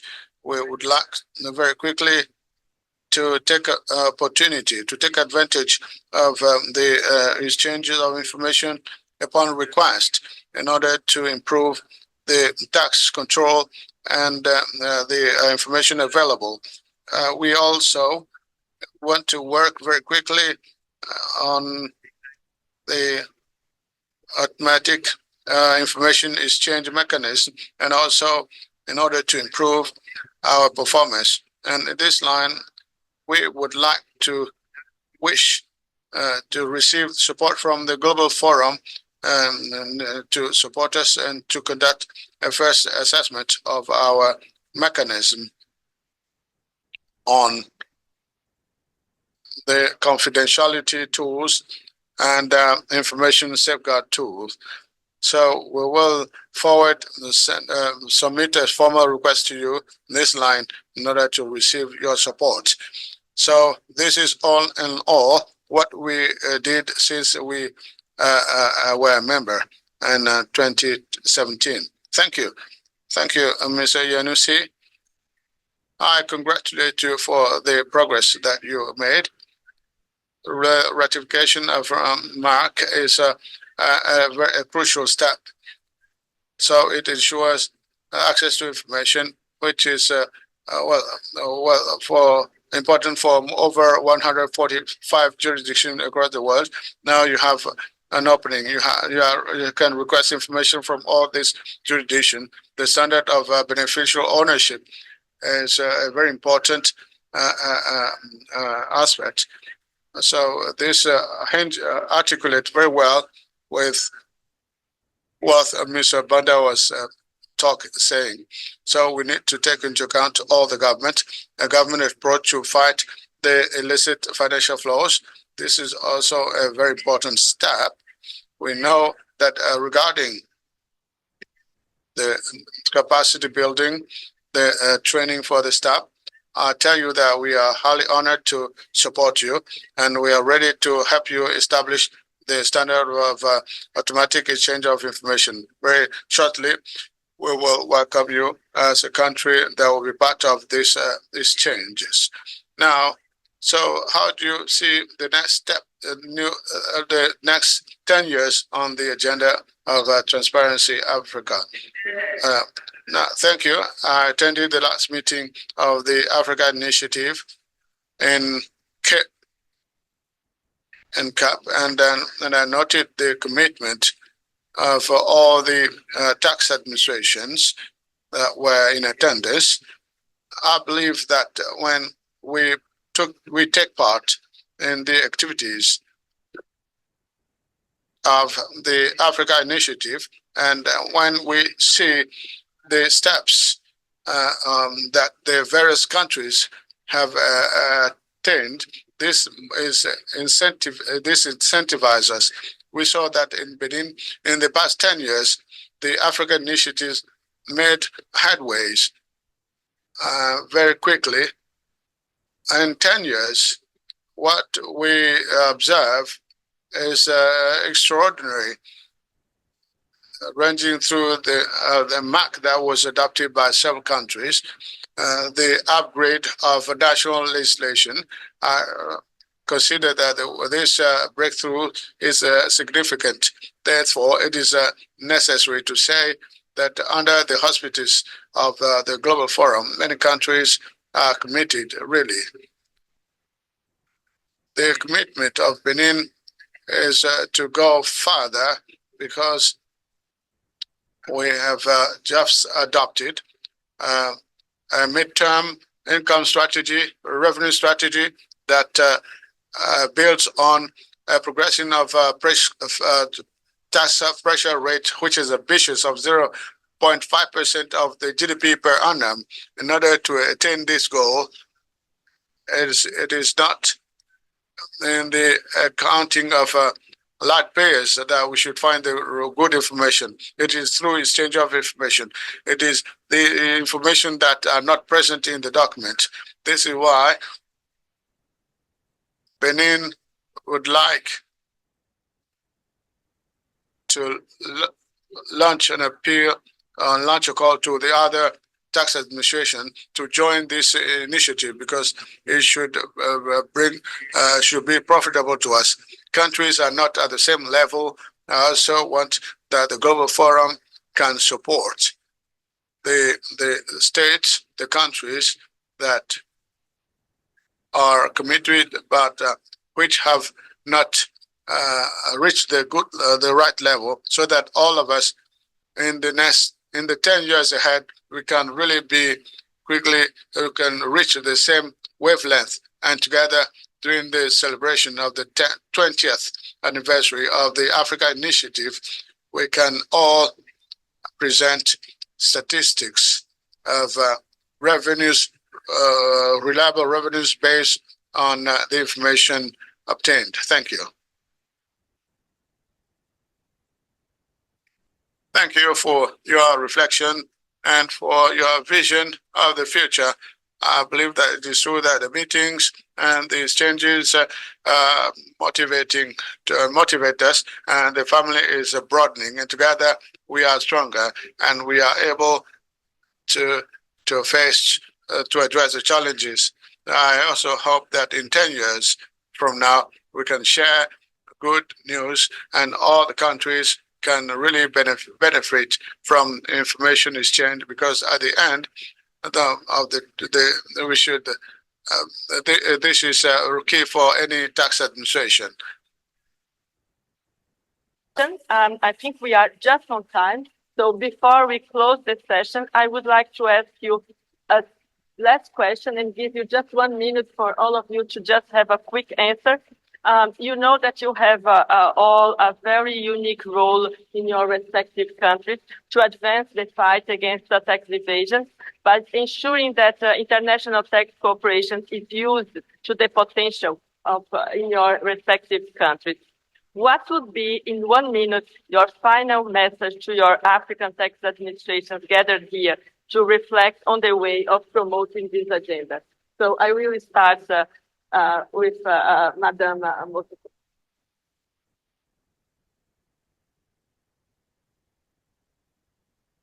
Thank you, Madam. My final word to our African community is that we have aspirations to take Africa to the next level. This Africa initiative is very critical for purposes of raising domestic revenues. The revenues that we so need as the African countries to provide for the well-being and the livelihoods of our nations. So first of all, being a member of the Global Forum Africa Initiative, it's almost like an open check to our investors and message out there, which guarantees the fairness in as far as the administration of taxes is concerned. Every investor wants certainty and they want fairness in as far as their tax affairs are concerned. But also, from an administration point of view, there's nothing more fundamentally critical in making sure that every little cent that is due to the government is duly collected. This is one methodology that helps us to do that, and it is so important because it extends the power and the hand of a local tax administration to the world. The information we get by exchange of information to our partners is very critical. It's an important source that supports our business. I'm therefore saying, please join us, because when you are with us and partnering with us, we could be able to effectively mobilize the necessary resources within the African continent to make Africa great, if we so wish. Thank you. Thank you very much, Mr. Chodier. Oui, Madame, si j'avais Thank you, Madam. If I had a final word to say in relation to the situation in which, in relation to the challenge we are facing, I believe that the economy is progressing and is progressing fast. Integration in Africa, continental Africa, sub-regional Africa, these are facts, these are stakes, these are realities. So I'm calling for all the tax administrations for us to join our efforts collectively in order to set standard for ourselves that will enable us not only to follow or to monitor the content or the audit of our businesses within our jurisdictions, but we should be able to have all the information that contribute the financial information from all the taxpayers that intervene in our jurisdictions, respective jurisdictions. Currently, the major challenge is that we are evolving at different paces in this strategy of exchange of information and tax transparency. So in a short term, we should all buy in this strategy that we should attain at a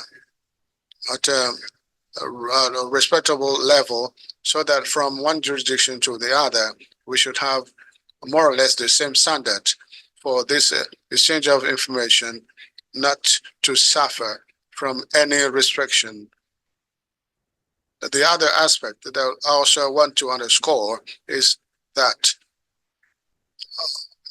under these initiatives at the level of the Global Forum and the Africa Initiative, so this should be integrated at a continental level be it at the level of the African Union, the level of the Tax Administration Forum, so that from one jurisdiction to the other, we should have more or less the same standard for the adaptation to one standard to the other. Do not change the rules, and that formalities can integrate each other, and the same measures should enable us to navigate more easily from one system to the other. I think that it is only then that that will streamline the exchange of information, and this will make relevant the practice, effective practice, and this will facilitate resource mobilization. Thank you. Thank you to Mr. Chaudier, and now to Mr. Banda. Thank you very much. I'll start with, first of all, outlining the fact that the problem has been identified at global level, even at Africa initiative level. The solution also has been identified at global level and Africa initiative level. The key emphasis is for us to implement. It's very important for us to ensure that we implement, and when we benchmark ourselves as Africa, knowing that there are other regions also implementing similar reforms, we should be seen to be making progress through tangible statistics that show that indeed we are making an impact as a continent. And to achieve that, it will require concerted efforts. Like indicated, all of us working as a team. Those who are not members yet, let's bring them in as members. Those who are the exchange of information requests, help others. Those automatic exchange, let's help others. Global Forum, help everyone in terms of making sure that we make progress. When we talk about reports indicating illicit financial flows, and you find these reports appearing in a number of publications about how Africa is losing so much through illicit financial flows. On the other side, you look at the levels of poverty in Africa, the level of underdevelopment, you can't correlate the two. And countries, the world is counting on tax administration to mobilize that revenue. So the ball is within our court to ensure that what has been prescribed as a solution, we implement those matters that are before us. That's what I can say for now. Thank you. Thank you very much, Mr. Banda. And maintenant, I will turn to Yenusi.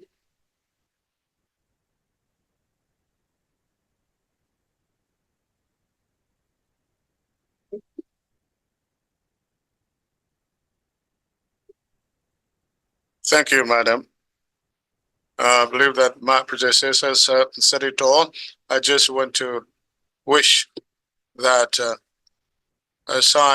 apart from the leaders of the tax administrations, the political authorities also should be sensitized on the challenges of the Africa Initiative, particularly the parliamentarians and the other policymakers. Thank you. I think we all have heard this very clear message on the importance of working together and ensuring the fairness and the equitability of our tax system. For me, there is a very clear vision here, and there is also a clear understanding that it's possible. Yes, it requires lots of effort, but it's possible. And together we can overcome these challenges, and we can make sure that the people of Africa can benefit from this. So thank you very much for this very clear and encouraging word. And now I give back the floor to the chair.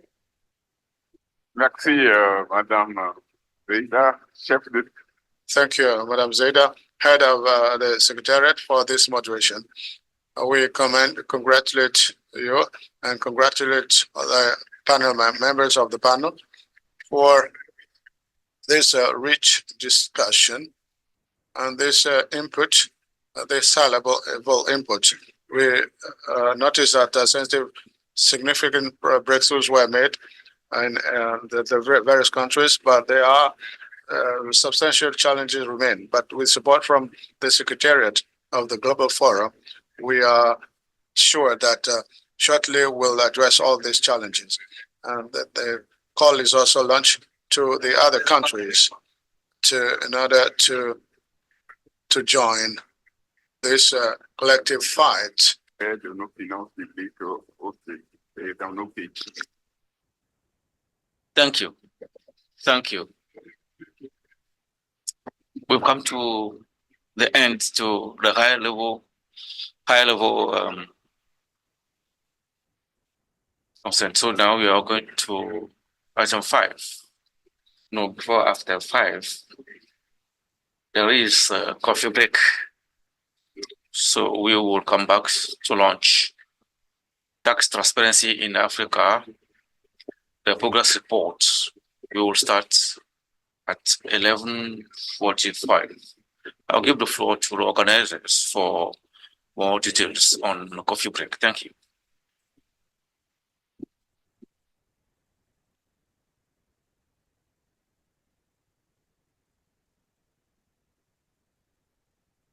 En attendant que As we wait for organizers to take the floor, we'll come back here at 11:45 for a very important item for the launch of the report, tax transparency. Thank you, Mr. Commissioner.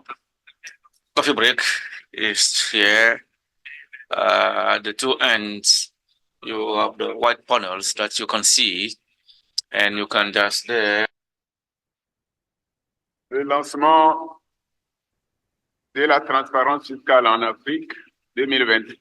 The launch of tax transparency in Africa 2024 progress reports in Africa.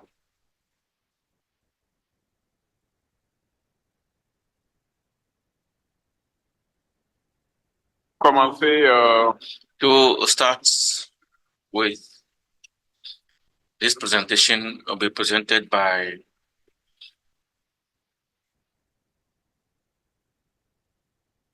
Madam Zeda Manata, head of the Global Forum Secretariat. So I'm giving him the floor. Madam, the floor is yours. Sure.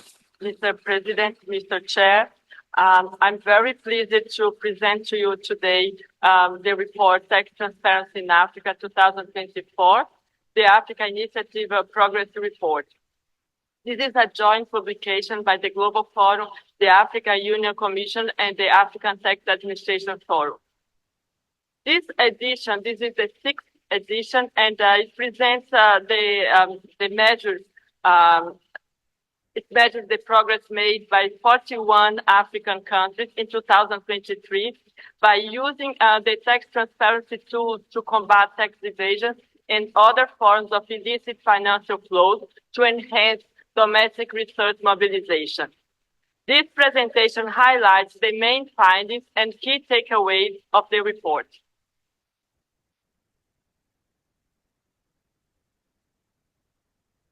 Okay, so it's working. Initially, I want to flag that illicit financial flows, they provoke for African countries great losses. Several studies have estimated the range of illicit financial flows from Africa in between 50 and 90 billion of dollars annually, with an upward trajectory, which is very worrisome. Therefore, curbing illicit financial flows is critical to attaining the 2063 African Union's vision, which depends on the ability of Africa to finance its own development. The African Union Commission has earmarked the fight against all forms of illicit financial flows as a means to enhancing domestic research mobilization by the African countries. The annual Sustainable Development Goals financing gap for Africa was estimated at $200 billion pre-COVID pandemic. The repercussions of the pandemic, however, created an additional financing need of amounts to $154 billion, which means that the research necessary to fill the SDGs financing gap increases by more than 50%, totaling over $350 billion. This emphasizes once more the urgency of eliminating illicit financial flows to capture the much-needed research to meet the goals of the 2030 Agenda for Sustainable Development. But what are exactly illicit financial flows? There is no universally accepted definition of it, but widely it is agreed that they are generated by methods, practice, and crimes aiming to transfer financial capital out of a country in contravention of national or international laws. The link between transparency and illicit financial flows is very clear. The lack of transparency has a clear impact on illicit financial flows, and this is supported by research and it's very well documented in the literature. Where transparency is shrouded in uncertainty, the rate of illicit financial flows is high. Tax transparency is therefore an effective tool in combating tax evasion and enhancing domestic research mobilization. Transparency and exchange of information is also critical for the achievement of the Agenda 2063, the Africa we want, by contributing to the domestic research mobilization and responding to the legitimate aspirations of the African people.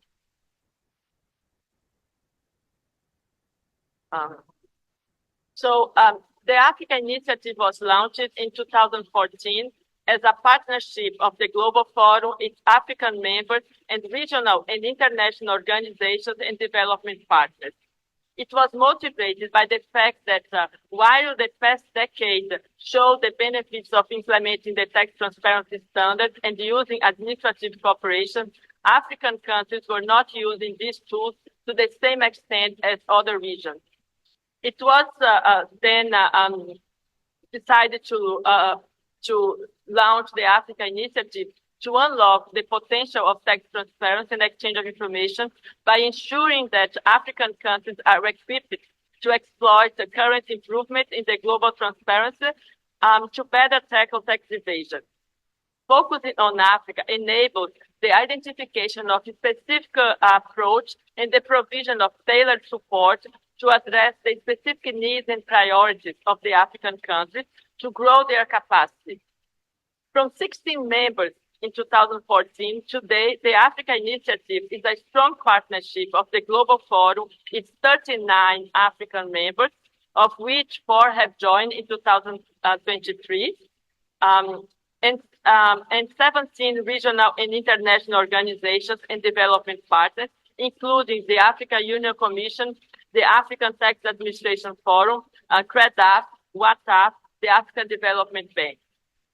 As we will see in the next slide, it has contributed to building a shared transparency and exchange of information agenda on the continent. And for the period 2023 and 2024, the Africa Initiative is co-chaired by Mr. Philippe Coucou-Chaudier, the Commissioner General of the Togolese Revenue Office, who is hosting this meeting, and Mr. Edward Kisvetter, the Commissioner General of the South African Revenue Services, who will co-chair this meeting with Mr. Chaudier.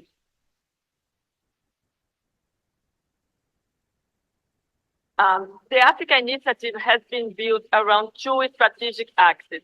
The first one is to increase the political awareness of about the benefits of tax transparency and exchange of information. And this is intended to gain the necessary political buy-in and commitment from African decision makers. Political attention and commitment are essential as a foundation to the second strategic axis, which is to develop sustainable and inclusive capacities in African countries in tax transparency and exchange of information. Progress achieved during the year is measured in the annual report as the one that we are launching today. This edition, as I mentioned before, contains information from 41 African jurisdictions. It contains feedback from all Africa Global Forum members except one, Djibouti, and response by 3 non-members, Burundi, Comoros, and the Gambia. This report has become a barometer of the tax transparency development on the continent and a compass for further action to jointly progress the tax transparency agenda for the benefit of the continent as a whole. Let me delve you into the findings of this report.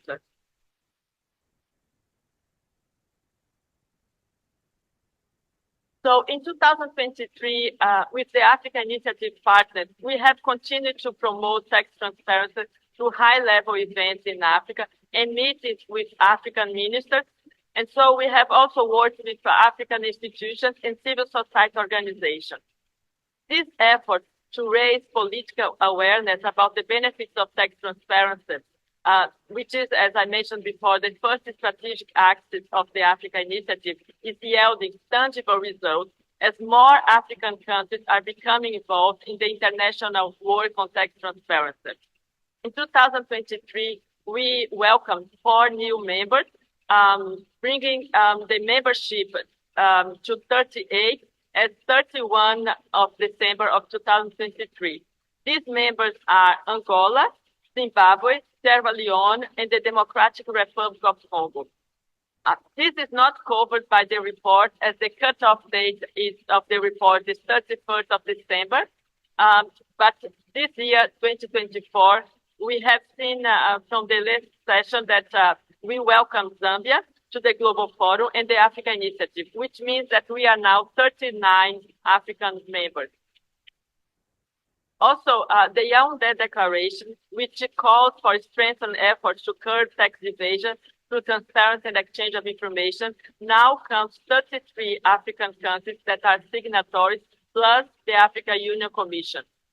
We hope that all African countries will join this initiative and the Yaoundé Declaration and benefit from the use of the tax transparency as a tool to fight tax evasion and other forms of illicit financial flows. So together with our partners and donors, we have worked intensively on the second strategic axis, which is building sustainable capacity.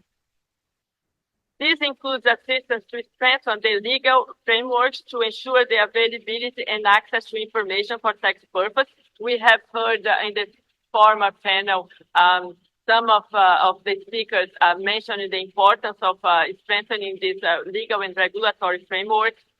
Also, as we heard in the previous panel, improving the organization of tax administrations, in particular through the setup of an equipped and skilled exchange of information unit, and training tax officials, including tax auditors, to effectively use the exchange of information tools to tackle illicit financial flows and increase domestic research mobilization.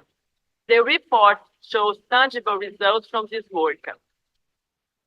In 2023, 6 countries, Cameroon, Kenya, Lesotho, South Africa, Tunisia, and Uganda, identified 2.2 billion of euros in additional revenues, which includes tax, penalties, and interest. And this was especially through information received as a result of requests for information that were sent to other jurisdictions. In addition, one country, Ghana, identified 30 million of euros through data received automatically under the AEOI standard. In total, in sum, 7 African countries have identified around 2.2 billion of euros thanks to the implementation of both standards. This is the highest amount identified by African countries in any given year. This is an unprecedented additional resource that was identified through the use of exchange of information on request, offshore investigations, voluntary disclosure programs related to exchange of information, and the use of the common reporting standard data.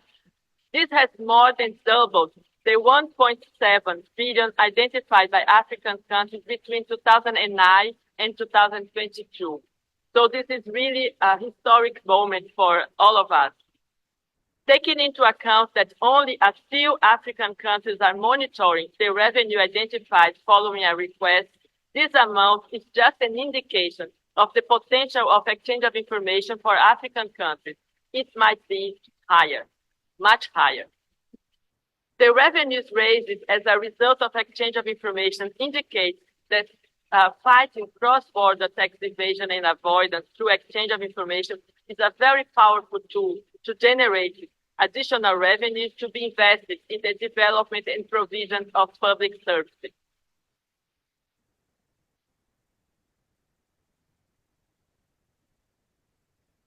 Now, how this is done? How do we reach that? First, it's important to say that to be able to exchange information, a jurisdiction must have a broad network of exchange of information relationships. And we have just heard the Commissioner of Benin emphasizing the importance of ratifying the Multilateral Convention on Administrative Assistance in Tax Matters, because this enables tax auditors to request information from several jurisdictions, so as many jurisdictions as possible. And this allows them to have access to information that is needed for their audit investigations that contains a cross-border element.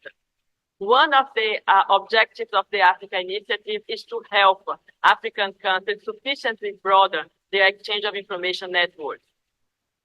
As of December 2023, African countries had 3,400 exchange of information relationships in force. The large majority of these exchange of information relationships are due to the convention I just mentioned, the Multilateral Convention on Administrative Assistance in Tax Matters, nicknamed the MEC. 2,800 out of these 3,400 relationships that African countries had in force are covered by the MAC. Of all instruments, the MAC is the widest reaching exchange of information agreement, as it has already 147 jurisdictions participating, out of which 141 has it in force as of December 2023. In 2023, one African country, Benin, ratified the MAC and deposited the instrument of ratification, bringing it into force. The MAC also came into force for Burkina Faso, who deposited its instrument of ratification in December. As a result, in December 2023, 20 African countries had ratified and brought the MAC into force, which is comparable to 18 in 2022. So we are moving ahead. The additional revenue generated, as highlighted before, are the result of the effort to build or enhance the infrastructure that is necessary to enable them to effectively participate in the exchanges. As of the end of last year, the majority of African countries which responded to the survey had in place the key organizational elements necessary for effective participation in exchange of information. 88% of the countries delegated the function of competent authority from the Minister of Finance or head of the tax administration to more operational levels within the tax administration to make the process more efficient. 71% had established the exchange of information units to coordinate their cooperation with other countries. 61% had developed procedural manuals to guide officers on the management of their functions. And 61% as well had established monitoring tools to assist in managing the handling of requests and monitor the impact of exchange of information on domestic resource mobilization. In addition to putting in place or enhancing the exchange of information infrastructure, ensuring that tax administration officials are well equipped to carry out their roles is key to an effective participation and benefiting from exchange of information. Launching as a pilot project for Africa in 2021, the Train the Trainer program is designed to build the knowledge of tax authorities officials, which could be sustainable transferred to other officials in their own countries. This approach of capacity building seeks to increase the local ownership of exchange of information technical skills and create sustainable exchange of information capacity within the tax administration. In this slide, you can see that African countries have taken ownership of this program, which is having a significant impact on raising awareness on exchange of information among tax auditors. In 2023, 30 participants from 16 African countries delivered 35 training, which equipped over 900 officials with knowledge on exchange of information. As at the end of December 2023, this program, the Train the Trainer, had enabled the training of over 2,700 officials in 28 African countries. Last year as well, African countries sent the highest number of exchange of information requests in a year, with a total of 888 requests. In addition, African countries became a net senders of requests for the second time since 2020. They sent 888 requests, as you can see in yellow, and received 801 requests in green. The number of countries making requests remained 19, as the same in 2022 and 2019. Nonetheless, progress made by African countries is uneven. 4 countries, Cameroon, Kenya, Tunisia, and Uganda, accounted for 84% of all requests sent last year. Of these 4, only 2 accounted for 70%. These 2 are Kenya, which responded for 30% of the requests, and Tunisia, 40% of all requests sent out of Africa. 22 countries did not use the established exchange of information infrastructure to make any request. So there is still a way to go to ensure that all the countries benefit from the exchange of information tool. But on a positive note, the number of countries sending more than 20 requests rose to 8, up from the previous high of 4 records from 2020 to 2022, with 2 of them sending more than 100 requests in a single year.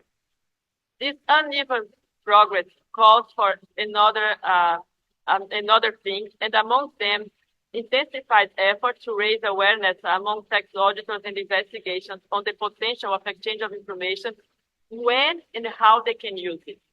Also, commitment by senior management of tax authorities across the continent to put the exchange of information high on their strategy to tackle tax evasion.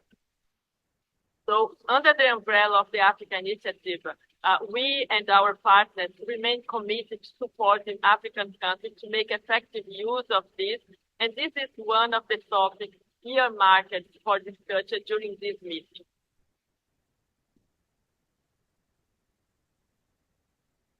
Automatic exchange of information is a tipping point in the fight against tax evasion.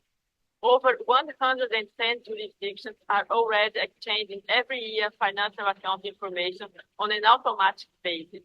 Overall, 126 jurisdictions are already committed to start exchanging information automatically by 2027.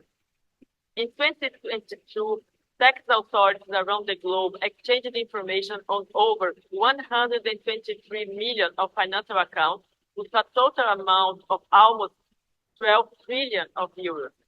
Of this, developing countries received information on over 33 million of financial accounts, covering assets of nearly 2.9 trillion of euros, and sent information on over 12 billion of financial accounts, representing nearly half trillion of assets.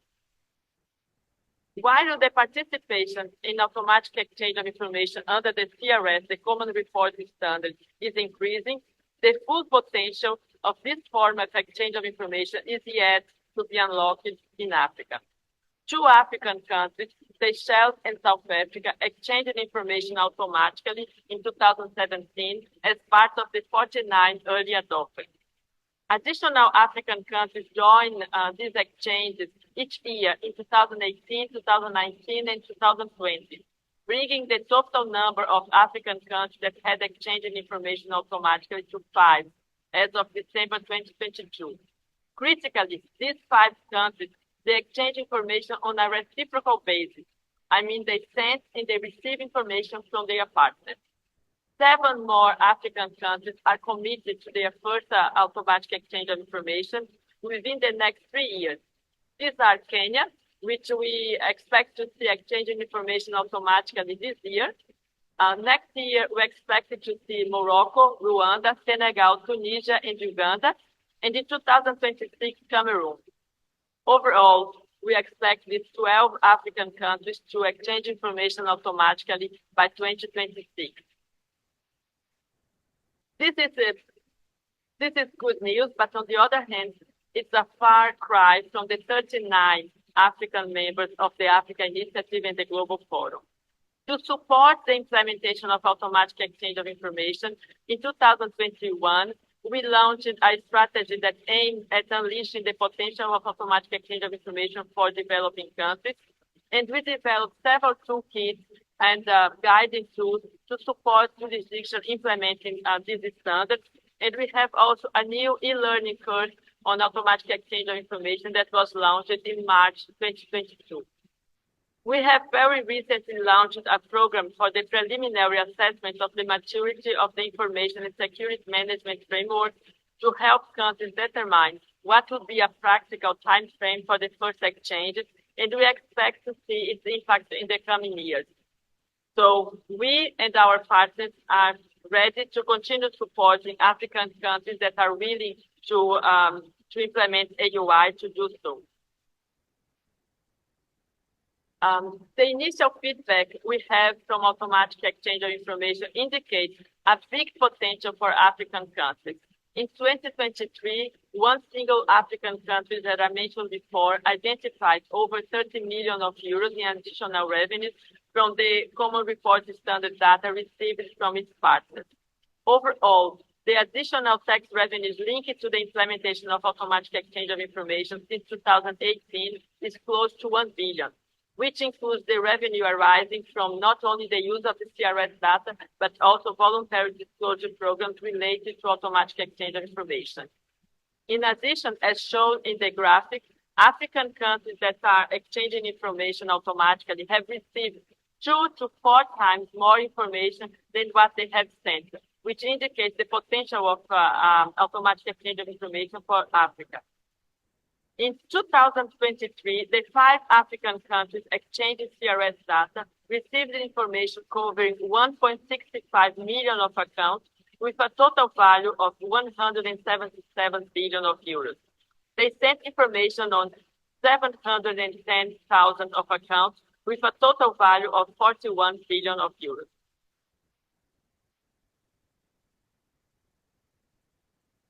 In last year, 30 African countries benefited from either an induction program, of which 16 have significantly advanced.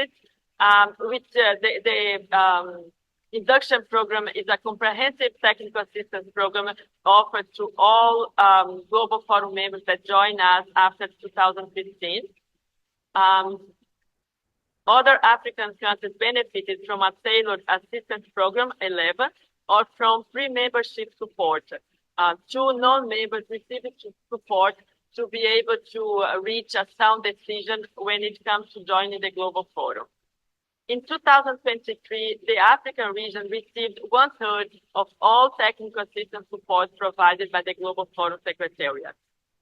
And over 1,170 officials attended 15 trainings without considering the train-the-trainer program that I had already mentioned.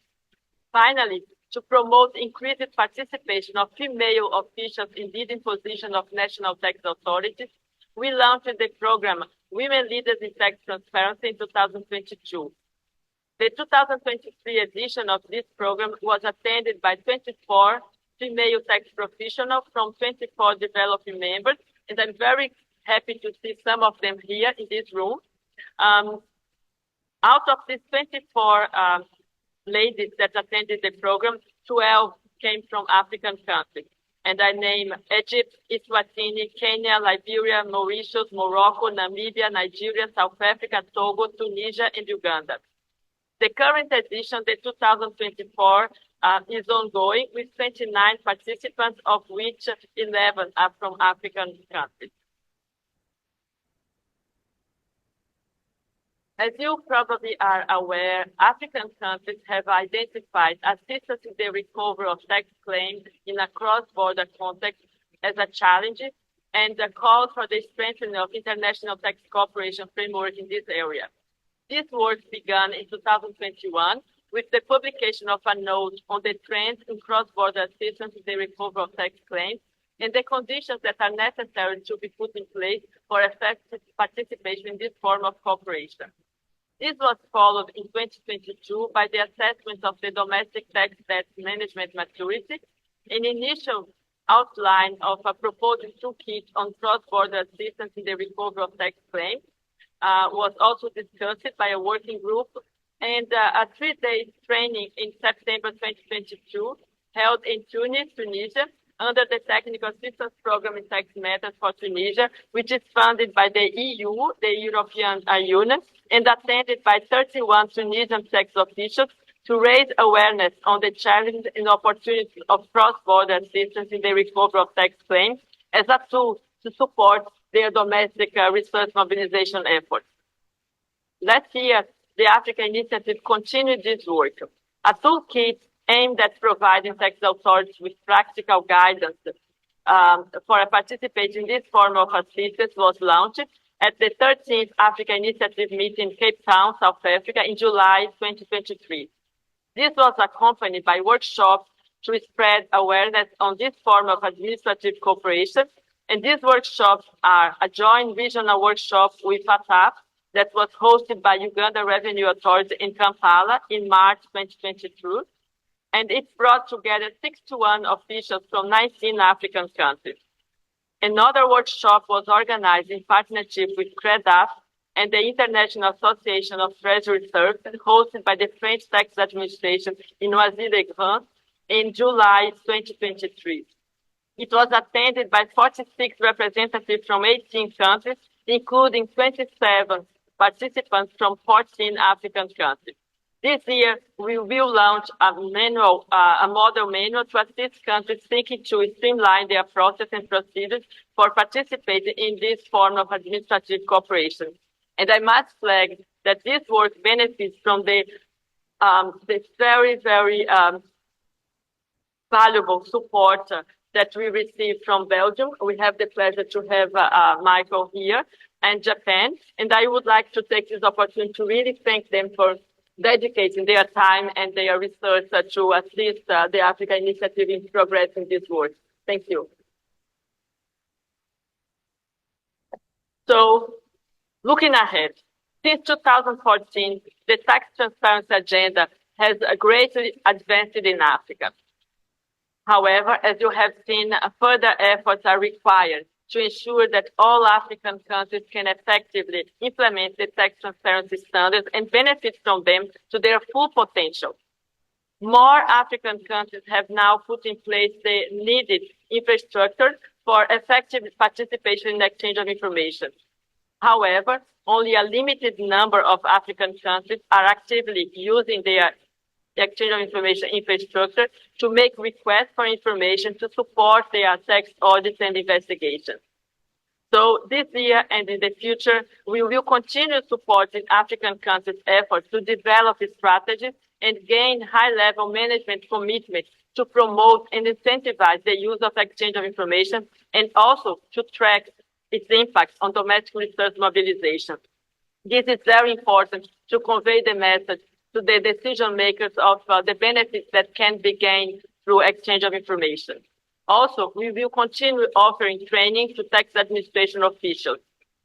We will also help African countries put in place the essential building blocks for participating in automatic exchange of financial account information, which is a critical area of our technical assistance this year. We launched a program of preliminary maturity assessment of the tax administration's information security management framework to enable them to determine what are the areas for action to enable commitment of automatic exchange of information by a specific time frame. This is complemented by the guiding tool on the implementation of a secure perimeter for meeting the confidentiality and data safeguard requirements that was launched last year. Those already exchanging information automatically we continue to receive tailored technical assistance support to develop and effectively implement an administrative compliance strategy and on making effective use of the data received. These are very important aspects because even if implementing automatic exchange of information has a deterrent impact on tax evasion, it's necessary first to guarantee the quality of the information that we are exchanging and receiving, and secondly, to make use of that. Beyond its immediate deterrent impact, it's necessary to make full use of this information to mobilize domestic research. Enhancing the skills of the tax officials on the use of the tax transparency and exchange of information tools in their daily activities is also a critical step towards optimizing exchange of information in domestic research mobilization. And so we will continue to organize training events in different formats to cope for different needs and approach, and also to develop skills in all relevant areas of tax transparency. Finally, we will continue to build capacity on cross-border systems in the recovery of tax claims, and regional workshops will be held, and guidance and practical tools would also be developed. As I come to the conclusion, I wish to thank the donors and partners of the Africa Initiative for their commitment and support to ensure that African countries participate more effectively and benefit from the global tax transparency agenda. Thank you very much, and back to you, Chair.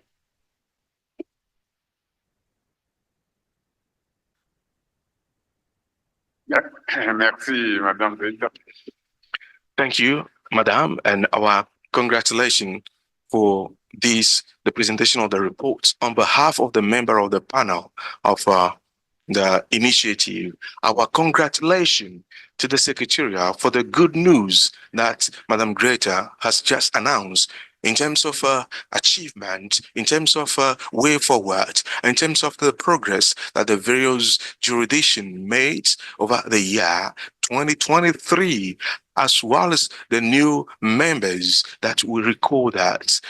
For that, ma'am, I would like to only, on behalf of the co-chair, thank Madam Greta and the full team from the Secretariat, but I would like to thank the various countries that also made progress and achievement in terms of tax transparency and exchange of information over the year 2023 with all the sponsors and the donors, like Madam Greta said it so well. So our thanks and our gratitude to all forms of assistance and enabling us to achieve all these things that have just been presented for the year 2023. Without further ado, I'm going to give the floor to Mr. Lauren Walk, who is the Executive Secretary of the Forum on Tax Administration, to take us through, to make some comments on the report. Mr. Logan has had a long career in tax administration. He knows very well all these issues regarding exchange of information for tax purposes because he's an executive secretary of the Tax Administration Forum. So these comments will be so instructive and enlightening for us. You have the floor, sir.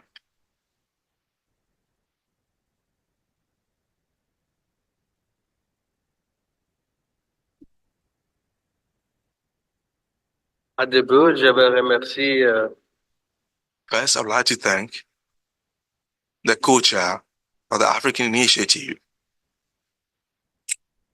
for this great welcome in Lomé, and I would like to thank the Global Forum for the reflection.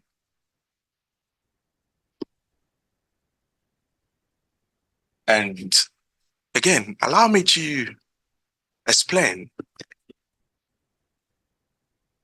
to say that, you know, my French is not that good, so I'm going to shift into English, please.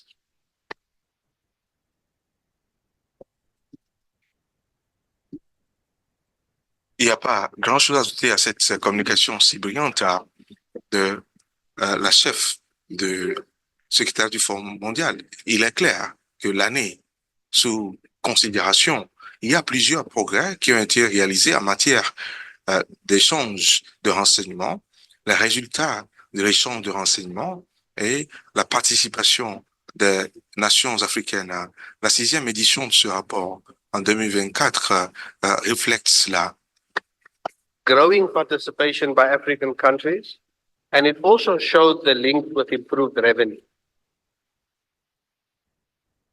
You would have heard in the presentation the link made between illicit financial flows and information exchange. That is an important link, colleagues. You would have heard that between 2015 and then again by 2022, there has been a significant increase from 60 billion US dollars annually to 90 billion US dollars annually in the flight of capital and income, not capital, income, to African countries from Africa. If you match that with the amount of income that our joint EOI initiatives are gaining, the gap is increasing, and therefore the challenge to benefit and work better to the instruments such as exchange of information and the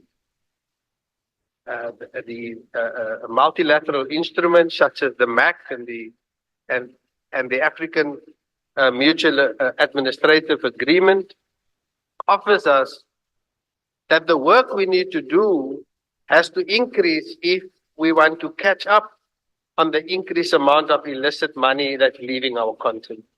That's an important message out of this report. The report, in addition to showing significant progress, it highlights the number of requests received. It's the highest ever. It also highlights the fact that we've become a net sender. A total number of requests sent by African countries exceeded the total number of requests received, and the fact that more than 80 requests, compared to the more than 80 requests to 2022, the efforts to bring more countries to make EOI requests are working. And there's a 40% increase in requests made, as the presentation showed. What I want to speak about very briefly is what are some of the lessons inside the statistics that we need to seek. Because it is those lessons that will show us, I believe, as partners, where the areas are that we need to work on to even increase the benefit we can have from mutually exchanging this information. So, Zaida pointed out correctly and with concern, and we share that concern, that it is only 4 countries that accounts for the 84% of the request that was sent. And only 2 countries represent 70% of the requests. So if you look at the 80 more requests and the percentages, if you look deeper, it's actually not many countries, not enough countries. And so the benefit is great, but more of us can benefit. And our work, both as the Global Forum and as ATAF, must be to work with you to deepen the potential to benefit. What is that work? That work, colleagues, includes dealing with, like we are doing in a number of countries, and recently in Zambia, who became the latest AEOI last year, joined that, is to support the AEOI implementation, and for the Global Forum and ATA to give specific attention to the AEOI process, because it is exceedingly difficult, both at the technical, a legislative, as well as the technological level. AEOI implementation remains a challenge for African countries, The process is part of the challenge that we are looking into. Meeting these exchange of information challenges requires country by country reporting. The list of requirements is extensive and costly, and smaller and limited jurisdictions have difficulty implementing it because of the fact that it's costly. These country by country reports, like the report would indicate to you, is very important, but it will only be shared with jurisdictions where the multinational enterprise operates with a taxable presence. The digital economy shows that huge multinationals do not have a taxable presence, and the Pillar 1 and Pillar 2 solutions tries to deal with it. But in the absence of that, that will remain a challenge. I want to also indicate that it is important that we remain, that the report gives, it is important to note that the report gives us an opportunity to reflect on the role and importance of information exchange and to understand, as the head of the Global Forum said in our opening remarks this morning, that EOI is a tool. It's an instrument. That the need for information is triggered by something else. It's triggered by audit.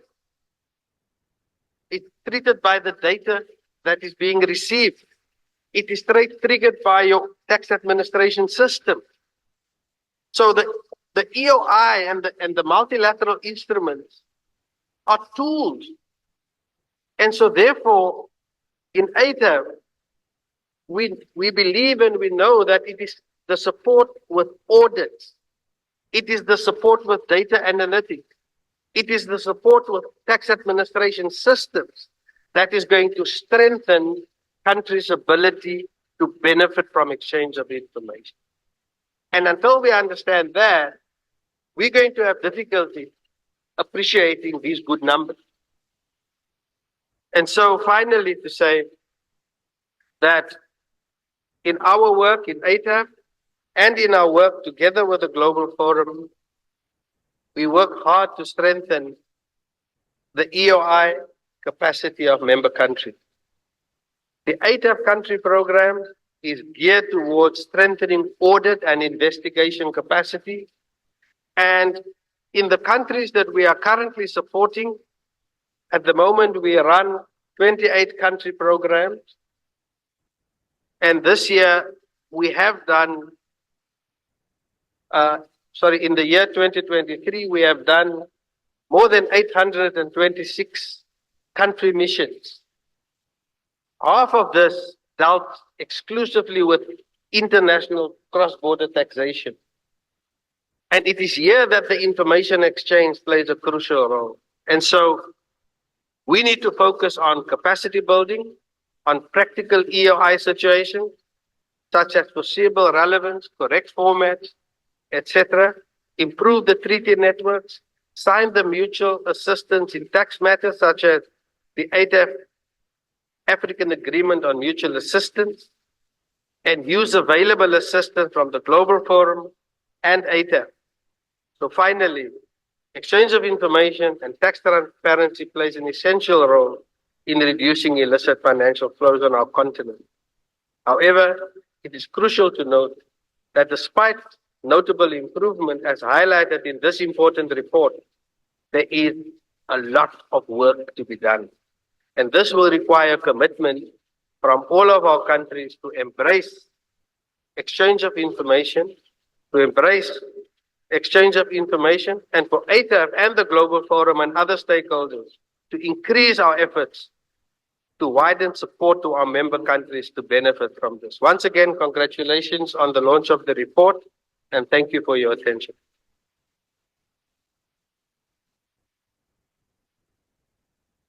Merci, Monsieur. Well, thank you, Mr. Logan Walk, for these relevant and brilliant comments on the reports, which is so inspiring.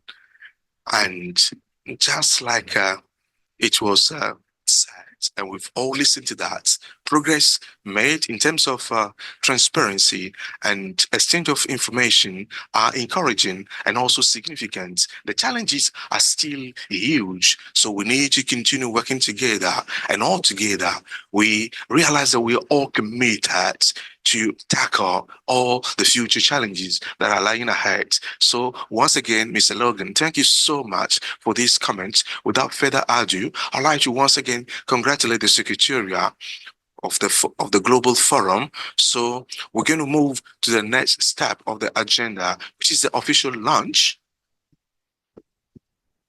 of the reports. So I'm now going to call on Madam, please. Could you please stand up? Mr. Logan, could you stand as well, please? Can you stand, please?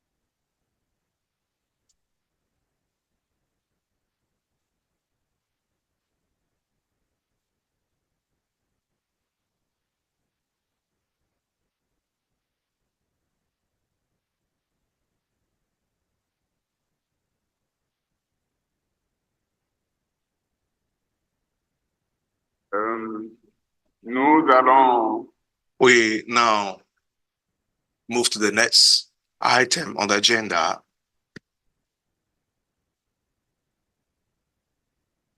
Item 5. We're now going to welcome the new members.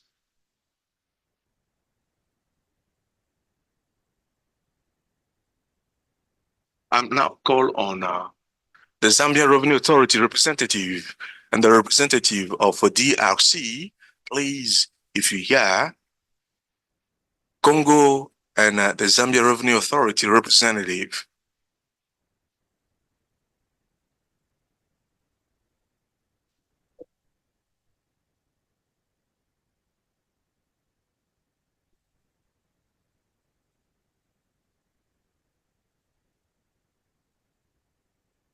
Donc, je vais passer la...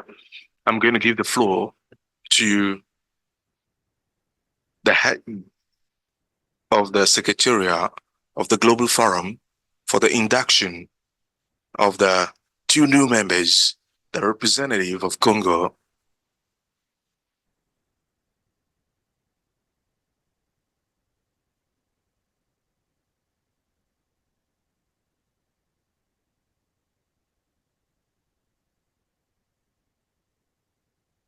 Let me yield the floor back to Madam Greta, the head of the Secretariat of the Global Forum, to welcome them. I would like to thank Mr. Chodie. You might have realized that since the morning, we'll be discussing the importance of joining this forum to fight against tax evasion and financial illicit flow. So I'm glad here to have the opportunity to welcome the 2 new members of the Global Forum and Africa Initiative, Zambia and Democratic Republic of Congo. It is a pleasure to see the family that is welcoming more members, and we welcome these 2 countries joining us. It's a pleasure to see our family growing and see the fight against tax evasion and illicit financial flows be joined by more and more African countries. I'm sure in the near future we're going to see more members coming in, and we're going to see our family growing, and this fight being even more powerful on the continent, so that the African countries and the African people can fully benefit from these tools that allow the authorities to fight this how do I say it? This very discouraging actions that compromise the African future. So we are very pleased to welcome these new members that can join this effort and this fight to ensure a bright future for their countries and for the continent. Welcome. Merci, Madame. Thank you, Madam, the heads of the Secretariat. So we wish you a warm welcome as family members of the Global Forum. Take the place that you deserve, and we do expect progress on your side and to continue.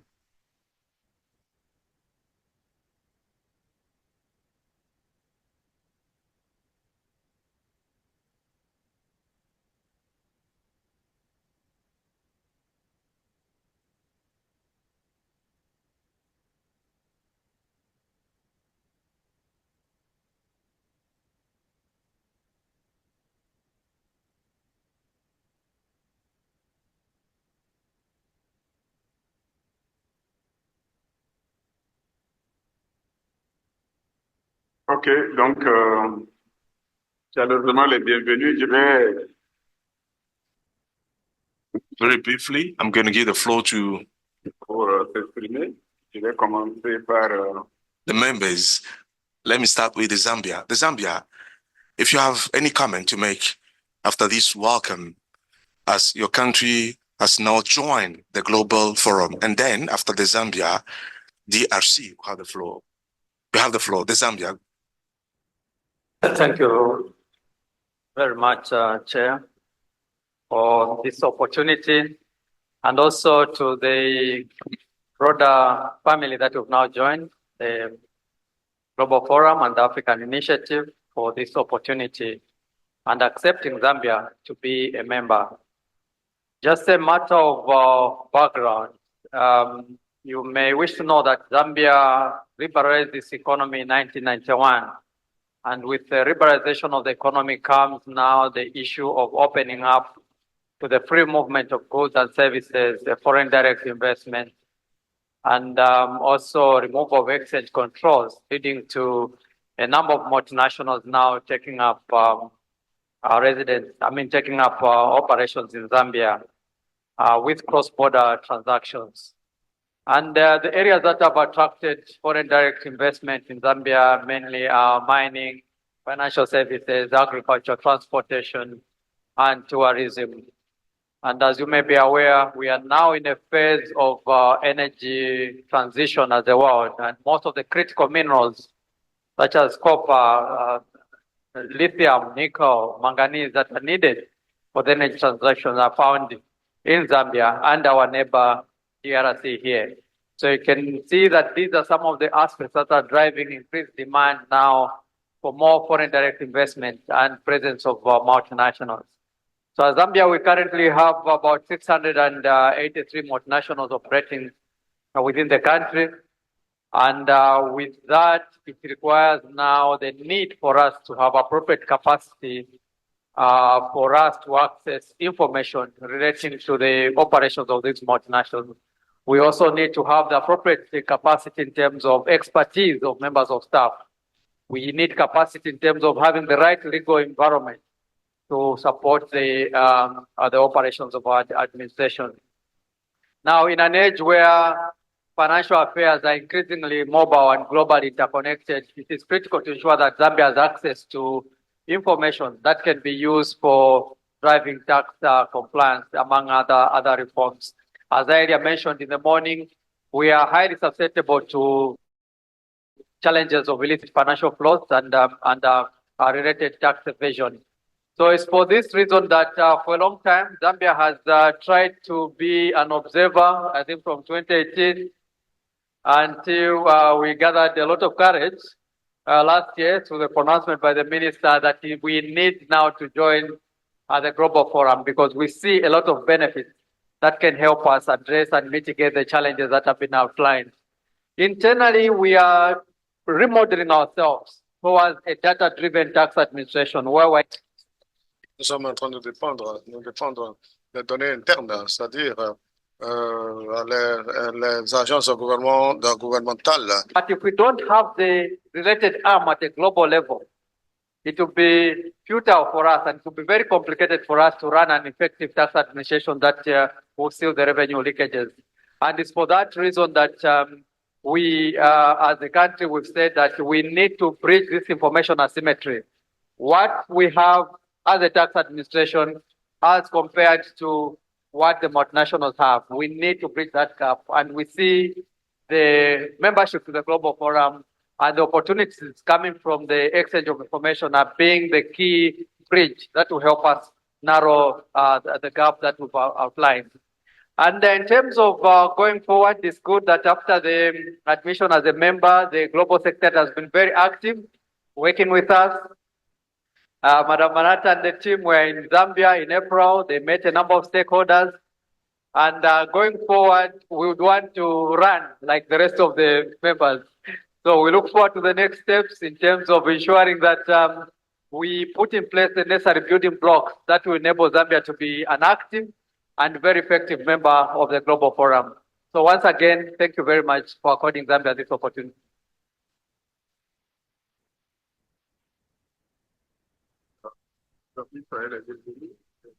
So, Zambia, you're welcome.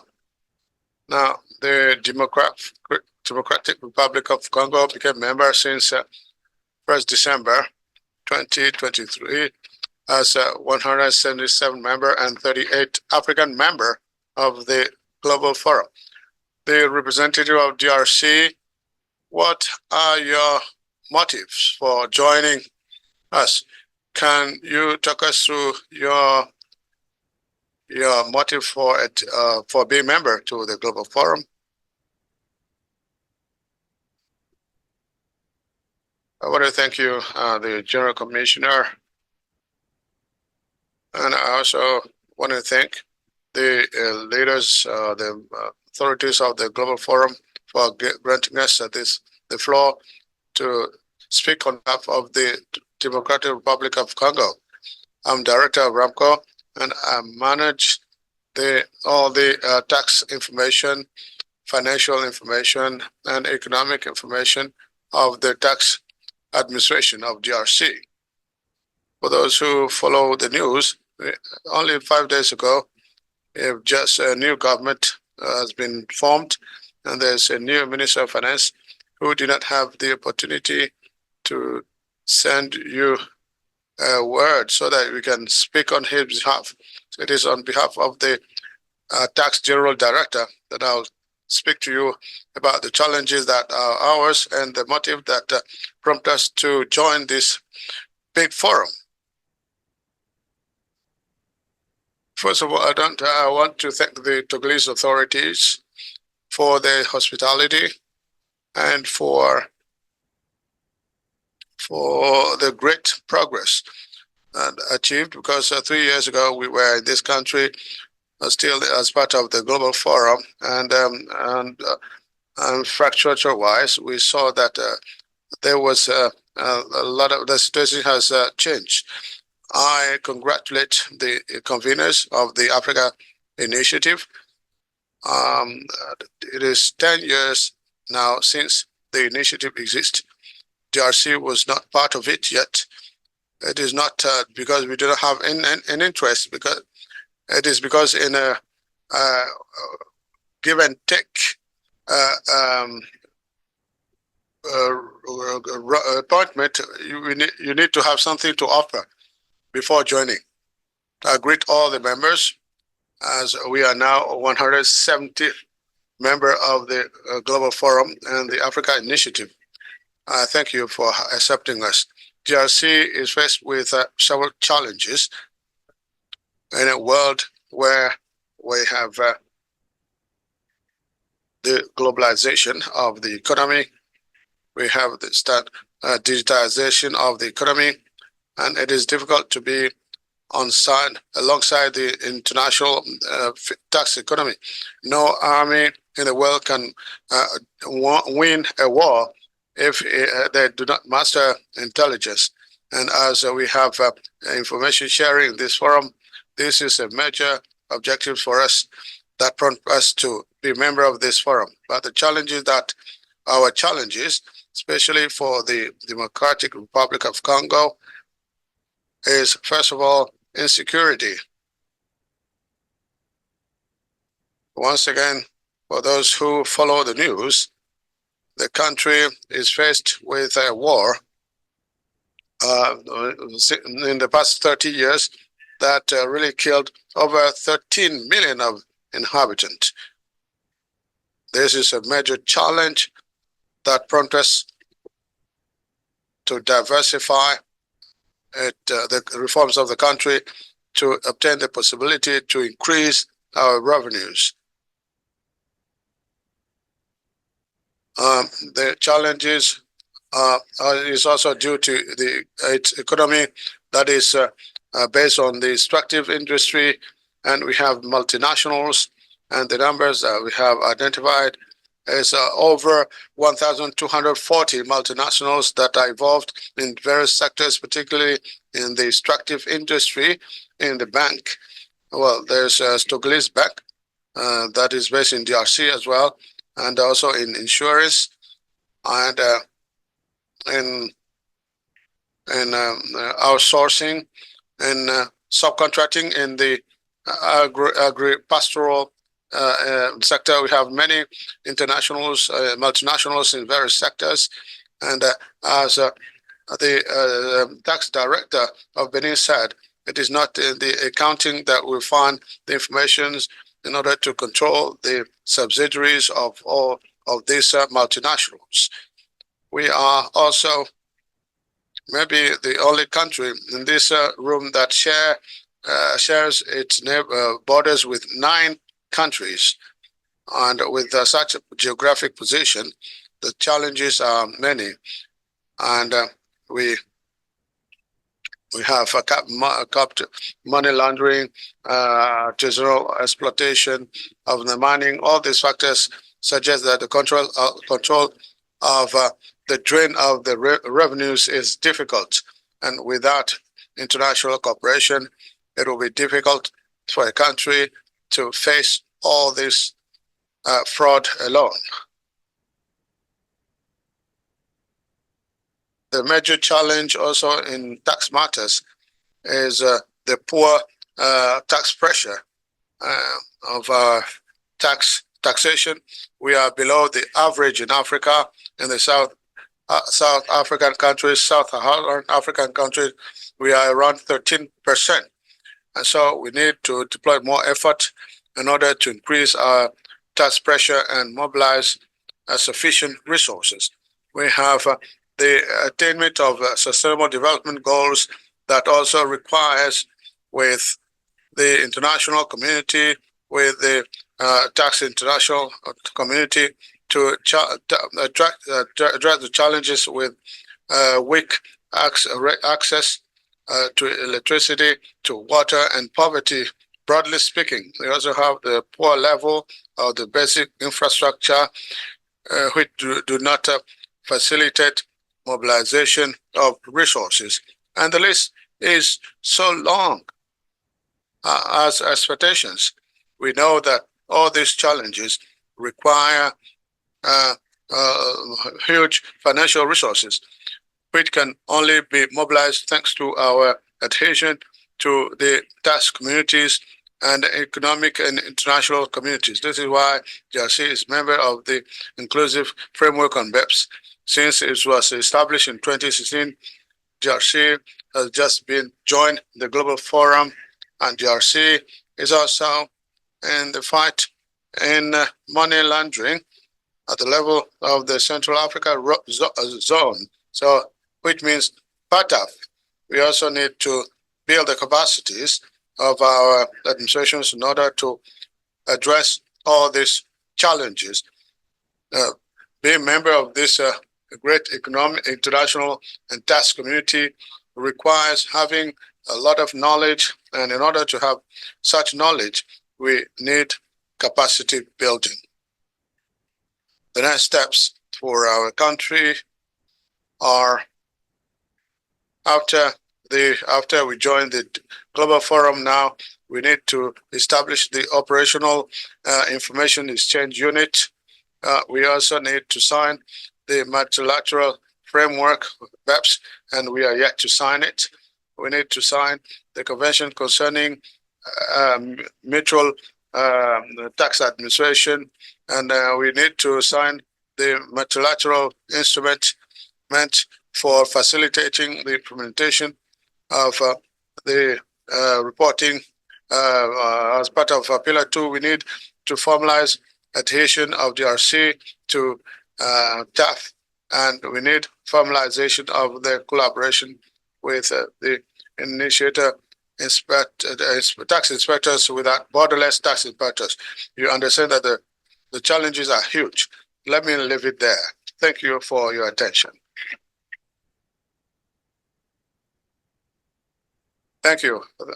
Thank you once again, DRC, for this word and the encouragement. We understand that the challenges in DRC, like in other countries, are huge, and we hope that within this Global Forum and the Africa Initiative, you will find,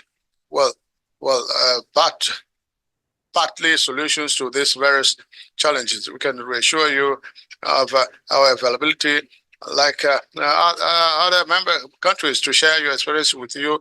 And also, we want to show you about the availability of the Secretariat of the Global Forum to support you. And do not hesitate 1 second to request to ask for support from the Global Secretariat in addressing these challenges. So we are moving slowly toward the end. Let me invite the 2 member countries to stand up for group photo in order to reminisce this session. I think you can come in front. I also call your attention of the arrival that the co-chair has stepped in. Mr. Edward, as I announced to you, Edward from the South African Revenue Authority has just joined us. Is coming directly from the airport, and he joined us. Mr. Edward, you're welcome. So we will do the group photo in order to reminisce this event.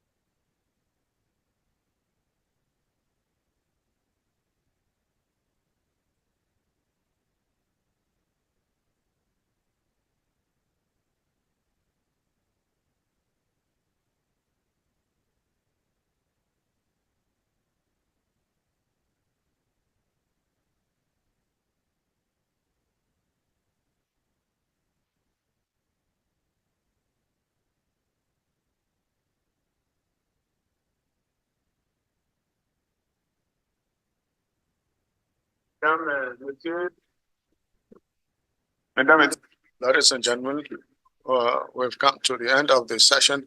That also marks the end of the deliberations of the morning, and also the end of the live broadcast on webinar. We will reconvene in about 1 hour.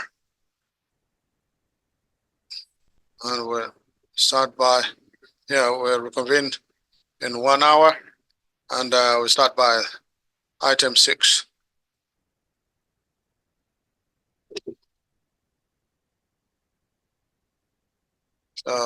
In 1 hour, we reconvene.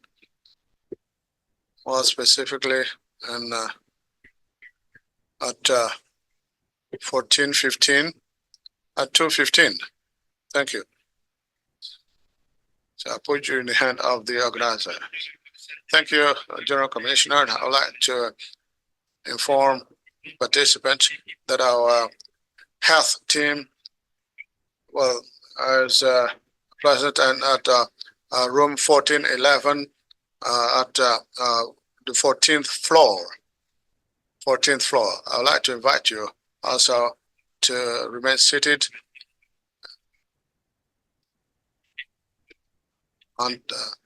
until you receive your vouchers for the lunch. And now we'll move on to the press conference, and all the journalists accredited for this to cover this event are invited. Thank you. Move straight to the press conference room. In the meantime, participants should remain seated. When they receive their voucher, they will follow the ushers to go to the hotel for the lunch.